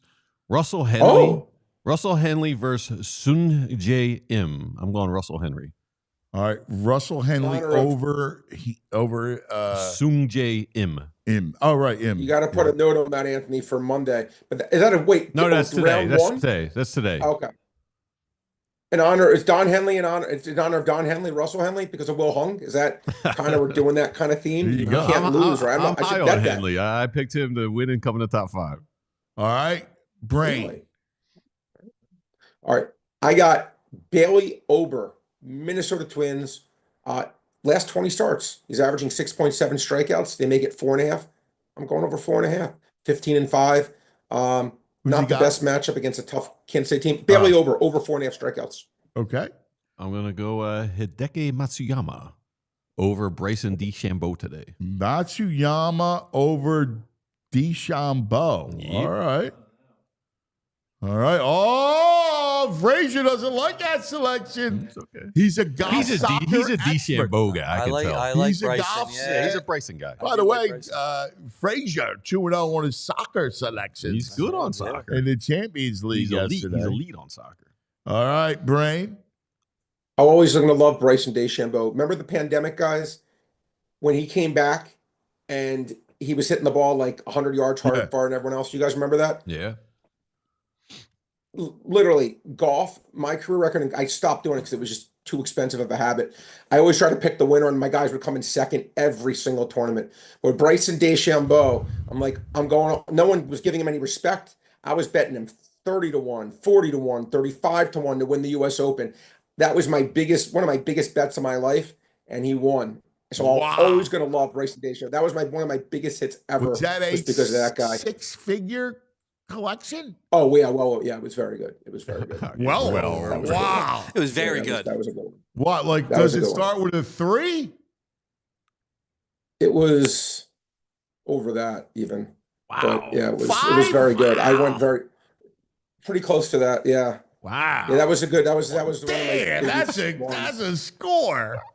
But you know what's funny on the flip note of that? I had one. I'll tell you a quick story. Wow. Do you remember when Jordan Spieth was going against oh my God, Dustin Johnson? It was in Washington, the state of Washington. They were tied going into the last hole. Okay. And this is before there was not live betting back then. It was like 10 years ago. The last hole was a par 5. And I had this ticket was to win over that. Okay. I put everything on Dustin Johnson to win. And he was par 5 last hole. He is a 12-foot putt for birdie to win the tournament and for me to win this bet. 12-foot putt. This was probably about 10 years ago, I'd say, guys. You can Google it. I watch because I'm sick. I TiVo'd it back when there was TiVo, and I watched the putt 7,000 straight times to torture myself. Missed a 12-foot putt, had a 2-foot coming back to send it to a playoff, which the next day, which I would have been able to hedge, get half my profit, would have been literally doing cartwheels like Mary Lou Retton, would have been ecstatic. He missed a 2-foot putt, and I still haven't missed a recovered. 2-foot putt? Yeah, go. Dustin Johnson. It was against Jordan Spieth. Oh my God! I remember he hit the ball. I still remember it. He drove the ball on a par 5. Maybe he parred it and he needed to. I don't know, whatever it was. But he had a 12-foot putt to win the tournament, a 2-foot putt to tie it. He missed both. It was his only missed putt the entire year. That he missed of that range. The entire year. Oh my But anyway, God! don't need to bore you with that stuff. But Chris Bassett. Not a Bassett's ice cream, but Chris Bassett, 5.5 strikeouts. I like the over. Look, he's done this about 60% of the time. Red Sox, 26 out of 30 in strikeouts. Last year, I believe they were 29th out of 30. So this is a team that does K a lot. Bassett's been getting there, so I'm going to take my chances. He gets 6 against the Boston team that strikes out a lot. He's playing my fantasy guys. Now I got to root for my fantasy guy to do. I gotta make you. Yeah, I got to torture you a little bit. I'm going Vegas Golden send me Knights your minus roster. a puck-and-a-half tonight. Vegas minus a puck-and-a-half. Yeah, All versus the right. Kraken. They're playing good. Yeah. All right. This song's going to be stuck in your head. You ready, Brad? Here comes the trash man. Here comes the trash man. Here comes the trash man. Hey, let me throw one at you. I'm not worried about that Let me song throw a coming prop at you that you nailed the other day, and it makes sense. I was curious if you're going to come back with it. Zach Edey rebounds. He's been a machine lately with the rebound. Anthony, let me tell you something. Okay, look, I do this. I'm up R's Day. That line opened at 9.5. My biggest bet of the night, Zach Edey over 9.5 rebounds. Why did I not give it out? I got over 9.5 laying low juice. It's now 10.5 through the moon. So it not only went to 10.5, it went up 10.5, and the juice went up like 80 cents. Wow. So yes, I think Zach Edey. It's my biggest bet of the entire card is Zach Edey, but the line moves so much. I'm not going to be disingenuous. I'll be honest with you. I'm still probably going to get like 20. Yeah, I he's getting 20 rebounds a game. I wish they made it 11 and a half. I'll be honest with you. Like I was watched because it was like for some reason there's players I'm curious like, and Edey's one of them because he's so big, right? Huge. And like he gets every rebound. Every rebound. He does. He gets every No, he rebound. does. He's I on actually, floor. Anthony, I And agree. tonight, he's got Minnesota, and I go, why is he not going to get? He's going to play He's going to play 35 minutes. Yeah, no, that's been the key, Anthony. You just said it, buddy. You just said it. Since they fired Taylor Jenkins, his minutes have skyrocketed from like, let's call it 22, 21 to more like 34, 35. So you get a guy who's averaging 9 rebounds a game, 8 rebounds a game in 22 minutes. Now you're giving him 35 minutes. How can you lose? You can't. Well, right. And that's what I'm thinking. I'm going, well, and they got Gobert, so you know he's going to be on the floor. He's going to play. It's actually a positive. Right. Yeah. He may get 20. Look, I bet it's actually my biggest bet of the night. He may get. There was a couple of those I bet. Like I bet Giannis he's a over guy that 26.5. could, because he's so big, he could get 25 rebounds tonight.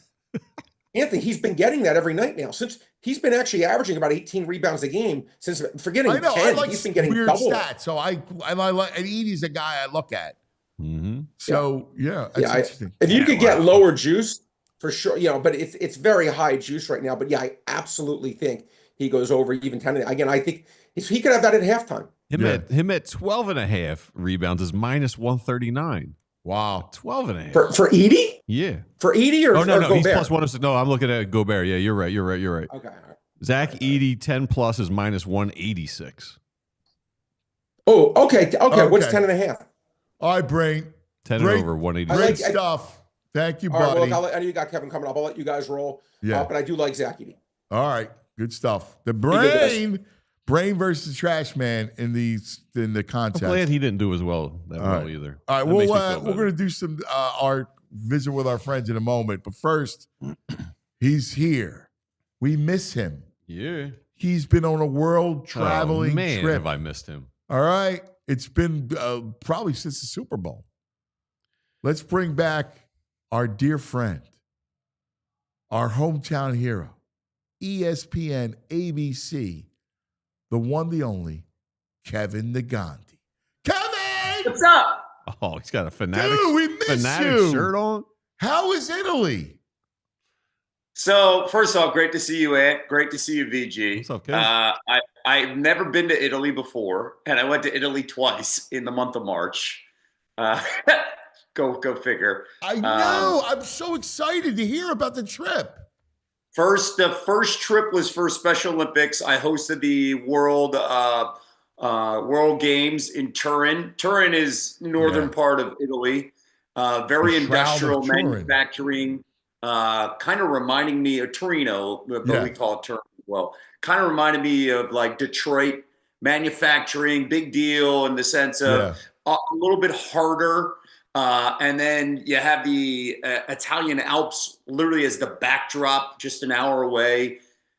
Just incredible, breathtaking. And then I turned 50 a couple weeks ago. And as my 50th, my wife and I are no more about gifts. We're about experiences, right? So on her 40th, I took her away to an island. And now it's like, hey, don't get me anything. Let's just go somewhere, right? We're big travelers. So we went, and I was texting you some advice. You gave me some great advice. So we went to, I've never been to Italy. We went to, the heart of Italy. We went to Rome, Florence, and then that Florence gave us the ability to take day trips to Pisa, a day trip to Tuscany, to go to a highly recommended vineyard by my guy, Joe Tessitore. And then the final 2 days, we took a speed train down to Naples and then a car ride, an hour and a half car ride to Amalfi. And I didn't want to leave Amalfi. No, you could look over and you're like, there's Capri. There was like this small island at one point that was remote. And we asked one of the locals, hey, who's at that island? They're like, no, that island used to belong to some Russian dancer. And now you can rent it out nightly. And I was like, what? And then they're like, oh, yeah, when Paul George got married here a couple of years ago, all the NBA guys came to Italy and Amalfi, and LeBron James rented that island for 10 days at 30,000 euro a night. And I'm like, this makes complete sense. We didn't want to leave Amalfi, but like Rome was amazing. Because we saw everything. I was just in love with the Coliseum. Listen, I know it's not accurate, but I grew up a gladiator, so I wanted to see all the things, right? And Did you do the tour? we did the tour. Did they tell you that the gladiators were short and squat and the best gladiators were fat because when they got stabbed, there was a layer that protected the organ? This is true. Actually, our tour guide said the same thing. But I want to share one thing. Yeah. Holy cow, the food was unbelievable. Yeah. Like, everybody hyped and talked about the food. I was one big carb. The food was amazing. We ate pizza. We had pasta. We had, obviously, I don't eat red meat. My wife eats red meat. So the steaks were incredible. The Florentine steaks. They're the greatest. And so we were in Florence. Yeah. I found a local place that like the people wouldn't go to, like the tourists wouldn't go to. It was down this one little crevice, this other corner. We went in and it was the best meal my wife ever had. It was this steak that she would not stop talking about. The cheeses that they brought out.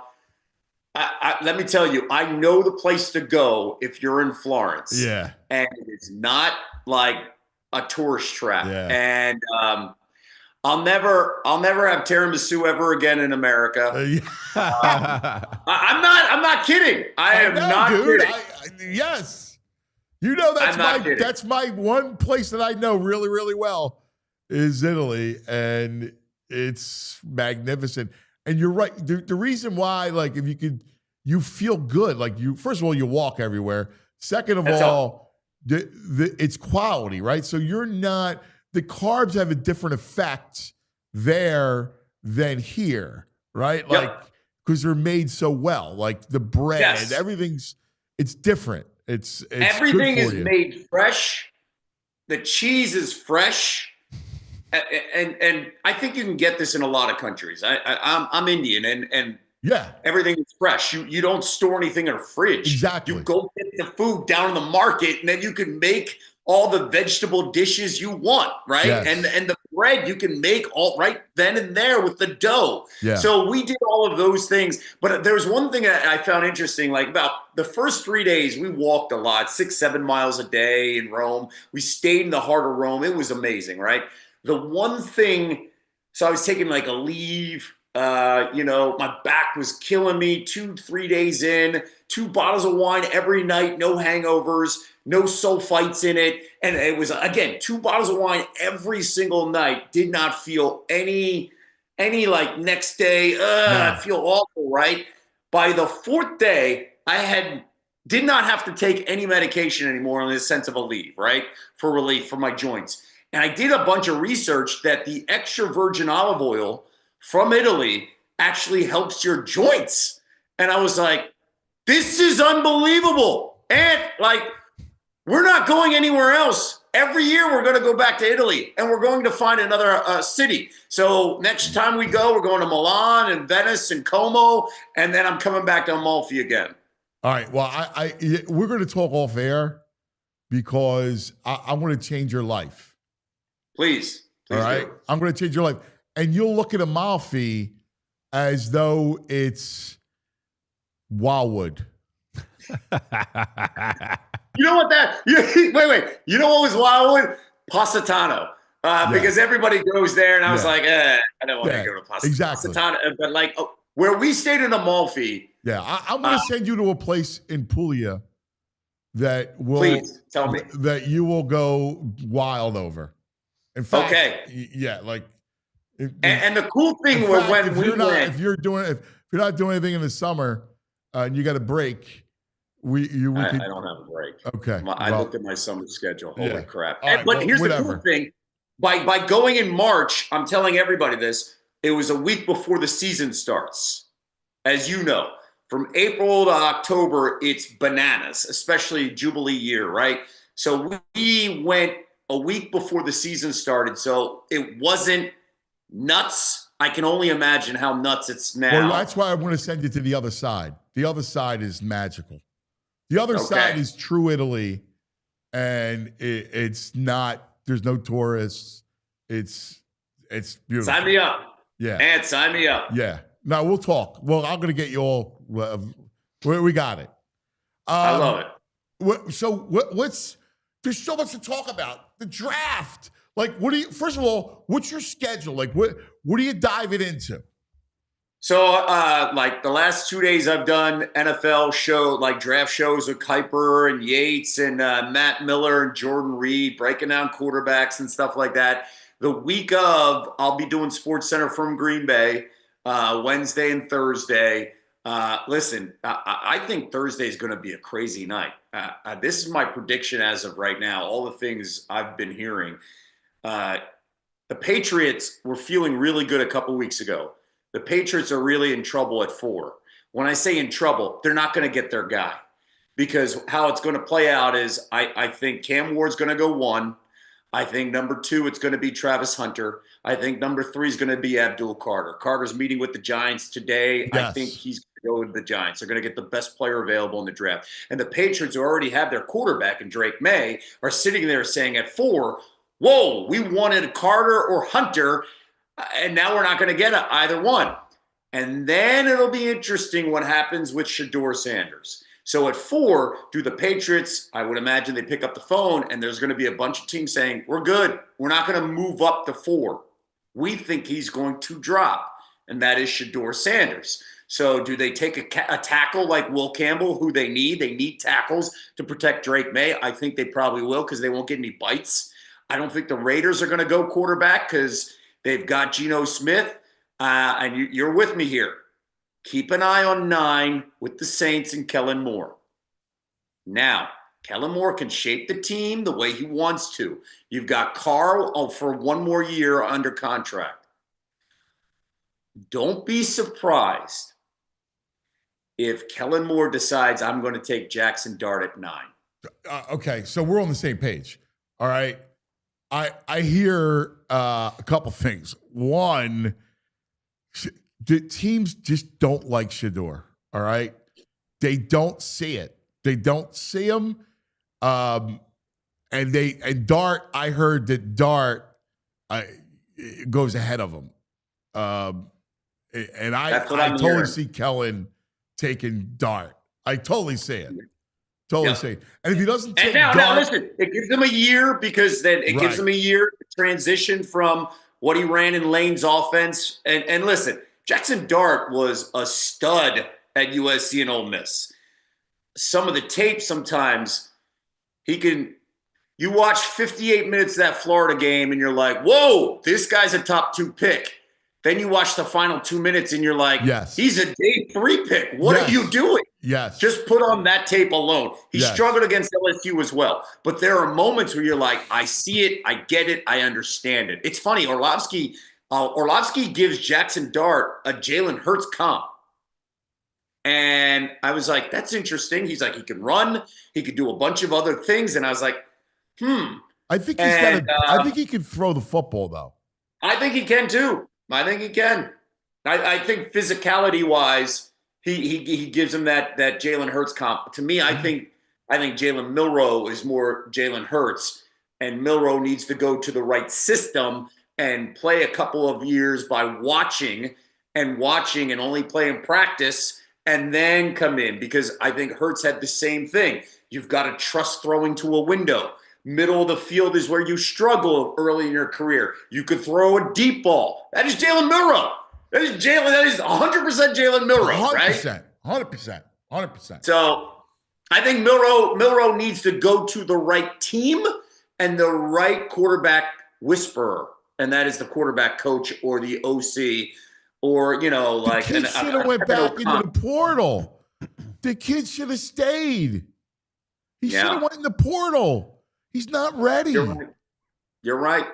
What do you guys think about? Especially that Michigan game, that bowl game. But then you put on the Georgia tape, and you're like, this kid is unbelievable. Yes. But he got worse as the season went on because he did not trust windows. He did not trust windows. He didn't even know what he was looking at. The Michigan game was awful. Awful. I mean, I know it rained. There was a storm that hit the first quarter. the first half of that game, he was abysmal. Abysmal. And you know what? You could see there's a lot of thinking. I actually really like Jalen Milroe, the person. There was a lot great kid. Great kid. Processing. Yeah. Well, you mentioned something about Shador. I really like Shador. I really, really like Shador. I think whoever drafts him is going to get a guy in a locker room that everybody's going to gravitate to. He is not afraid of the moment. He understands how to handle things. And as a quarterback in the NFL, too, you've got to be, regardless of how good or bad you are, you've got to have a certain ego. He has the ego. And I actually think it's a healthy ego. I really do. I give him a ton of credit. He took so many hits at Colorado and got back up. And he still delivered the ball. Sometimes he held on to the ball a little too long, but he's got to get to the right place. All right, so Baldy and I we did all the quarterbacks, right? So we did all the tapes. You saw it. He does not make pro throws. He does not have. Now, part of it's the offense, but yeah, okay, and the fact that he had no O-line, but he's not mobile, and he's a pocket guy, and he can throw a deep ball. But he doesn't throw intermediate. He doesn't have a zip on it. Mm-hmm. Yeah, it doesn't have the zip. You're right. You're right about that. Doesn't have the elite arm strength. But guess what? And I'm not making a comparison, but there are a lot of quarterbacks through the years that don't have the arm strength, but still find a way, and they're not fazed by it. And I think that plays a role too. You're not fazed by it. I'm not sure if he's a top 5 pick, but I also think if he goes to the right place and he, for example, I've heard some buzz about the Steelers, and a piece of me was like, I don't know if that's a good spot with Aaron Rodgers. Right. And I don't know if that place is a place where you can grow as a quarterback. So to me, he's got to go to a place where he can grow as a quarterback. Agreed. And to be honest with you, there's not a lot of places where you can grow as a quarterback that need quarterbacks in this draft. Right. I mean, you know what place it would be? Cleveland, because I think Stefanski could be that guy. But the problem is Cleveland picks 2 and 33. And I don't know if Cleveland moves back into the first round when at 33, they could get a guy like Tyler Shuck that falls in their lap at 33. Can I ask you a question about Shuck versus Kyle McCord? I love Kyle. Kyle spins it. Kyle's got a good arm, man. He had one bad game at Syracuse. One bad game. That kid's good. He's a pro quarterback. I'm with you on the Kyle McCord thing. On the quarterback show we did yesterday, we were talking about sleepers and stuff, and they pulled up a graphic of 6 through 10, the quarterbacks that they had in rankings, and I made sure to pull out Kyle McCord. I was like, whoever's going to get him potentially late in day 2, early in day 3, I think is going to get a quality guy that can grow into the position in 2 years. The Tyler Shuck stuff is so interesting. Again, he turns 26 in September. I know. He comes off the bus, and you're like, that's a quarterback. Yes. Yeah. How about this? He was in the same high school class as Trevor Lawrence, Justin Fields, and Brock Purdy. Yes. How's he still eligible? He was Justin Herbert. He got injured 3 years and then the COVID year. Oh, wow. He was Justin Herbert's backup at Oregon. Yeah. Yes. So he comes off the bus, and you're like, that's an NFL quarterback. He is built that way. You're impressed by that. But again, he turns 20. He turns 26 in September. Crazy. Yes. Crazy. So I hear Kellen likes Kyle. What are you hearing? What's the negative? Because I still don't know the negative. I mean, I know he's not crazy athletic, but he can move. Like he's serviceable athletic. I think how people look at he's basically saved his career at Syracuse. I think some people will pull out the Ohio State stuff and say, well, what happened? What happened here? What happened here? Why were you doing this?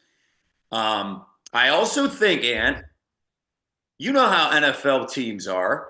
There's no buzz because there's a team there saying, shh, I don't want anybody talking about them. Yes. Because guess what? Yes. We want yes. yes. Let everybody hype everybody up. Yes. Yes. So that plays a role here where many of these executives and coaches do not tell the insiders about guys that they really want. Right. Right. So that's kind of why you may not hear a lot of stuff about Kyle McCord. Yes. But eventually somebody's doing something in the second round that falls in love with him and said, this is the guy we always loved and we wanted the entire time. Yes. Totally feel you. Totally feel you on that. Do any of these guys fit the Steelers? I mean, they desperately need a quarterback.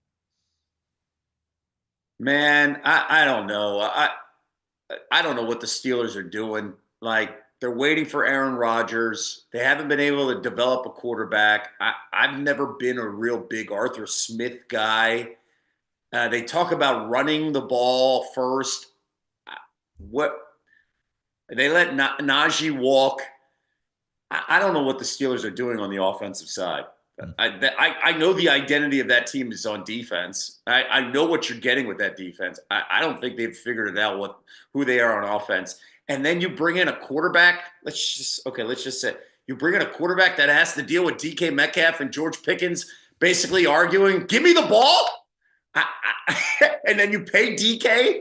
So I think that you have a guy like Aaron Rodgers that can handle those two personalities, and good luck with handling Aaron Rodgers, right? Only a guy like Mike Tomlin can handle a guy like Aaron Rodgers right now.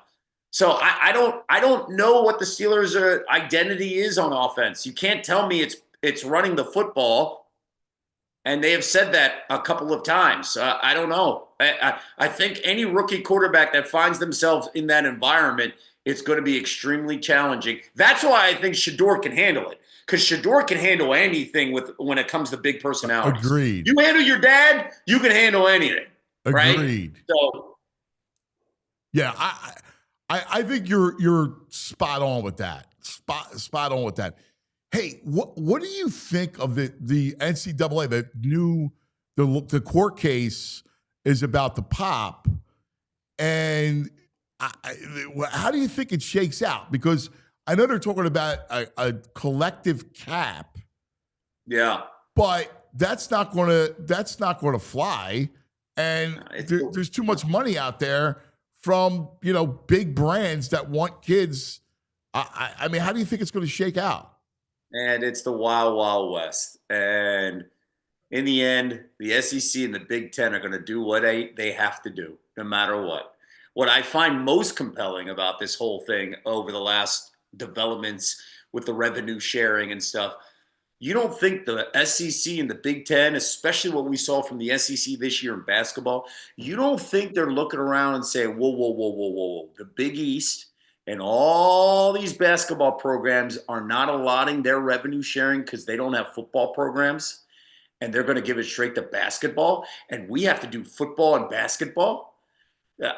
What I want to see is how the Big Ten and the SEC respond to some of these schools in the Big East who can put $6, $7, $8 million in basketball. And the SEC clearly has to, and the Big Ten, a lot of money, certain amount of money to football and basketball. How are they going? Whoa, you're going to outspend us in this sport?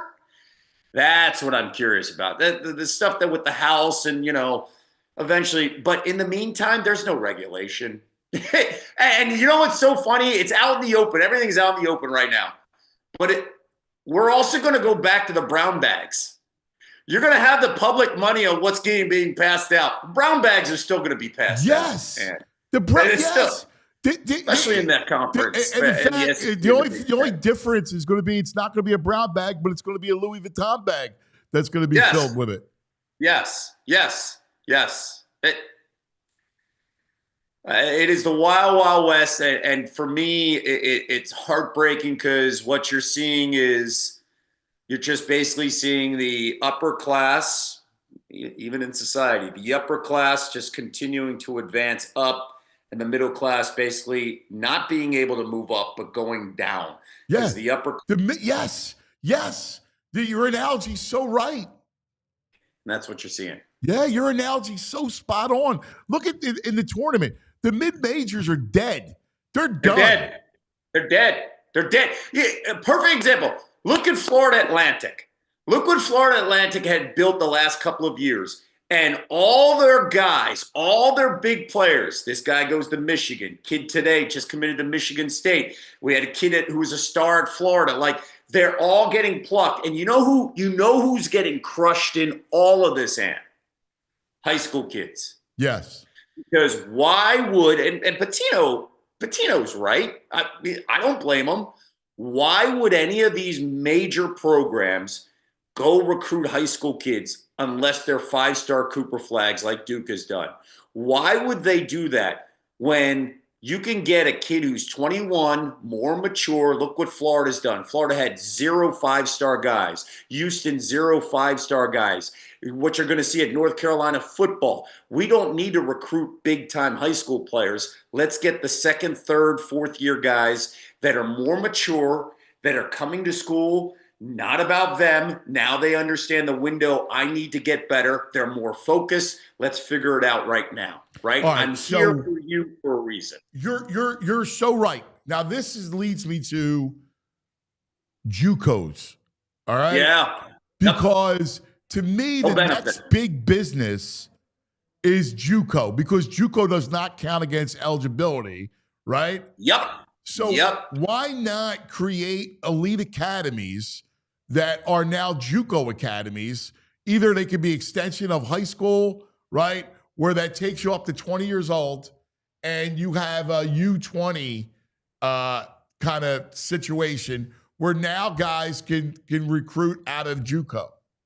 You're 100% right. Well, we already have these factories, right? Like at IMG Monterey, right? Like, and you're stuffing those guys, but that's been going on for years. Right. JUCO's been going on for years as well, especially on the basketball and baseball level. Yes. I encountered so many great high school baseball players, and remember with the drafting rules, it was different, right? If you commit to a 4-year school, you're in there for 3 years, right? Or you go JUCO and then you can come out in 2 years, right? Or you could find a way, right? So I encountered so many high school kids down when I lived in Sarasota that were just like, hey man, I'm just going the JUCO route, and then I know in 2 years I'm gonna be drafted.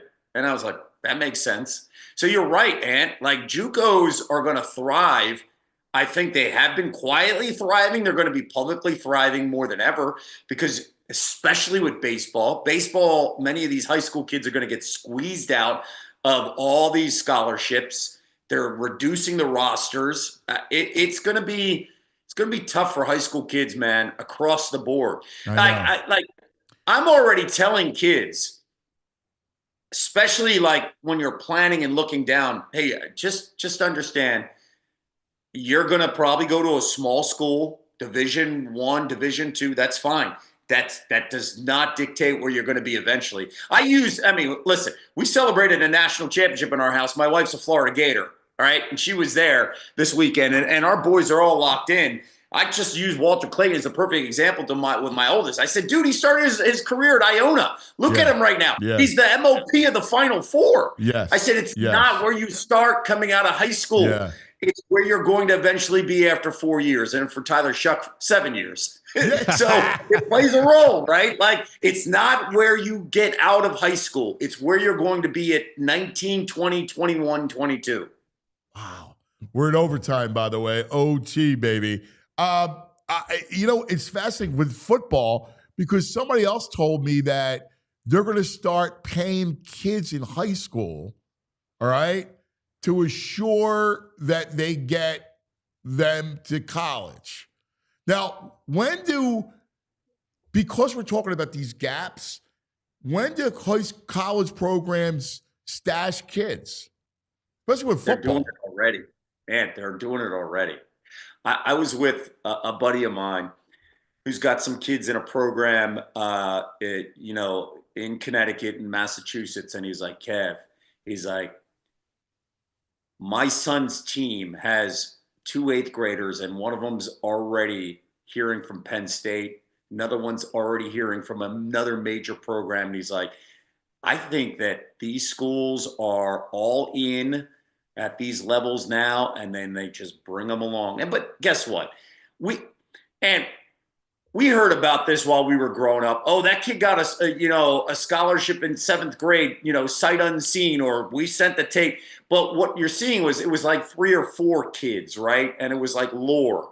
Now you're seeing it, I think, in hundreds and hundreds of kids who are now already getting, hey, come here. It's already done. We'll figure it out. I'm not saying that the Penn State stuff is happening. I'm just saying that these kids are hearing from major programs already. Well, go to I remember the lure with Kyle. Michigan offered Kyle McCord. You could check this. I think he was in 7th or 8th grade. Yeah. And they offered him a scholarship, and he's like, "Well, we're going to wait until high school." And it's insane. Like, it's wild. I'm so fascinated by it. Obviously, because of what we do with our kids and the whole nine. And I got this kid thing. It's pretty wild. Hey, and there's no regulation, Ed. There's none. It's pretty wild. It's amazing. Hey, last thing, because I know you got to run, but Phillies. What's your early take, Phillies? My early take is it feels like last year's flameout really resonated with the majority of the guys. All right. There's 1 or 2 where you're like, well, he got the hint, and they sent the message to him, and he still doesn't get it. But the majority of the guys, it's like, put up or shut up. We're done with the whole, hey, this is amazing. No. Let's meet the expectations on this team, which is great. It's great to see, right? I am really concerned about the bullpen. I can't believe it's the 2nd week of April, and you're just like, and you're sweating out literally every single thing. And Alvarado's his stuff is electric, but it's still a roller coaster ride to get to the end, right? Yeah. But guess what? I'll take Jose Alvarado putting 2 men on base in 1 inning and riding that than anything I see from Romano on the mound, where you're walking the first 2 guys and you've got nothing, and you're talking to yourself off the mound. I can't do it. I can't do it, Ant. In April, I can't do it. So they've got to figure this stuff out. And Luzardo's been fantastic. Awesome. It's just been great. And to get Walker to give us nearly 5 innings, that's promising, man. It helps too, especially with Ranger not there. I feel good, but there are certain moments I think Sosa deserves to be in the lineup every single day. And I see what Topper's trying to do, but it really sucks for him that he has to play a position he doesn't play to get at bats. I feel really bad because he's put in a bad spot, and they still haven't figured out center field. And that's driving, I think it will drive us crazy. It'll drive us crazy because some of those things continue to happen offensively. So I see some good things, and it's April. They gotta make sure that they keep the Braves down. That's it. Don't give them any hope, especially the way that game ended 2 nights ago. That's brilliant. No hope. Hey, why I got 2 football guys here. Can I get your opinion on a football? You guys like every football I've seen. Let me see what you guys think of this football that I came across out of Germany. Uh-oh. So, wieder der Ball beim Quarterback. Das ist der lange Pass nach außen. Und der ist gefangen. Und jetzt geht's in Richtung Endzone. Das sieht gut aus. Erik Stehfest. Touchdown. Touchdown für die Ossis. What do you think? You in? It's football. Let's go. Hey, you know what this is? This is all of us. This is all of us playing down the street ball. But yeah, the asphalt, right? And it's like wet and it's being outside and you're playing football, right? You don't want to fall. This is all. Oh, that's fabulous. You guys in on that? We're in. I'm not in. That's awful. I want to see hitting. I want to see people get hit. I don't want to see that. Like, I don't want to see somebody on skates going down the field. Brackensy touchdown. Oh my God. Oh, Kev, I missed you, buddy. You're the greatest. Yeah, I missed you too, Ed. I miss you. Listen, the next time, let's touch base the week of the draft. And I think let's talk on a Thursday. That is day 1, 2 weeks from today. Let's talk on the morning of the draft from Green Bay. Yeah, that would be fabulous. I'm going to text you because we got to catch up. All right. Tell me more about those places in Italy. All right. Yes, I got you. Great shirt, too. The fire-breathing fanatic is solid. Yeah, look. Yep. That's Godzilla fanatic. It's those great dudes from art history. Look them up. Philly guys. Yeah. Good They're stuff. the best. Yeah, they do good work. Yes, sir. Thank you, guys. All right, tell the kids we love them. See you, buddy. There he is, Kevin Negandhi. Hey, let's take care of some business, please. Yeah, let's do it. All right. Talk about our friends at GLAT. Help all you guys out there with the receding and, monk fading, all that hair. Your hair's going away. GLAT Hair can help you out because GLAT Hair, they've been restoring and defending hairlines for over 30 years. It's no wonder they got the reputation that they do. Proven results and experienced team. Just a few reasons the GLAT Hair name has stood the test of time. GLAT Hair by Morgan Medical isn't just about restoration. It's about innovation. Their breakthrough specialized GLAT Hair technique really does dramatically change lives and hairlines. GLAT Hair techniques consist of a few things. First of all, you get one-on-one care. You get 100% personalized hair restoration plan of action designed just for you and your specific hair loss. You get follow-up care, and they give you cutting-edge hair loss prevention treatments, medications, and more. GLAT Hair can help you keep the hair you already have, and they can help you bring back what you've already lost. If you'd like more information and are ready to defend that hairline of yours today, visit GLATHairMM.com, GLATHairMM.com, or you can call or text them if that's your thing. 610-980-4000. What about Ace? Ace the place. Love Ace. Ace taking all the stress out of home repair. If you got something like a leaky pipe, Ace Hardware Home Services are around the block with everything you need to fix it, including and most importantly, the right people to do the fixing. Got an air conditioning issue? They got a person for that. You got a faucet you said you'd fix last fall. They got someone for that too, because they're not just the helpful hardware folks. They're also the helpful home service and repair folks. So from plumbing to heating to cooling, whatever you got going on, they got trusted pros to keep your house humming all year long. Ace Hardware Home Services, they're bringing the helpful home, the helpful you love from the store right now to your front door. Visit Ace Hardware Home Services online at www.acehardwarehomeservices.com to get started on your next home project. Ace is the place. Ace. All right. Time now for some back in the day. Yeah, we can do that. Yeah. We're going back. We're going back. We're going back in the day with Rite Aid. Yeah! I'm going to go back and show you a picture from 1973. A high school baseball team out of Los Angeles, California, Locke High School. This baseball team had 2 Hall of Famers on their high school team, Ozzie Smith and Eddie Murray. Wow. Pretty sweet. What a picture. 2 Hall of Famers on the same high school team. Oh, that's cool, man. Look at that. Ozzie. Eddie Murray. Eddie Murray. Yeah. Look at that. Eddie Murray was the bigger kid. Yep. Yeah. You can almost see. You can see it. Yeah.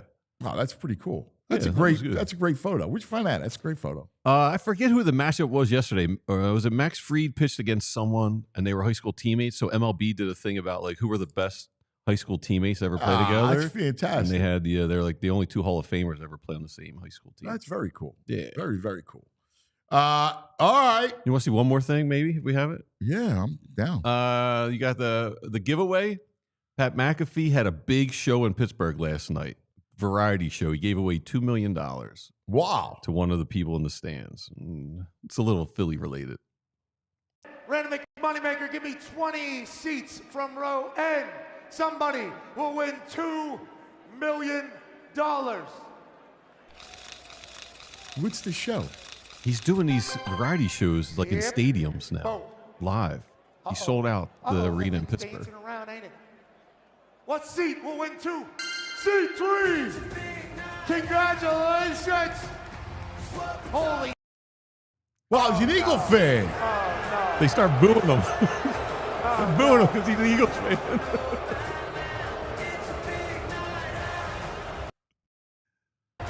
Oh my God! Look at that! They're just. Congratulations to the Philadelphia Eagles fan. Bud, take all the booze you need. You just won $2 million. Thanks for coming to our city tonight, buddy. Pretty wild, right? Wow, that's $2 a great million. story. Oh my God. We should track that guy down. Yeah. Yeah. That's fantastic. How about that, Joe? That's wild. That's incredible. That's all right. McAfee's like, you got to be kidding me. A bleeping Eagles fan?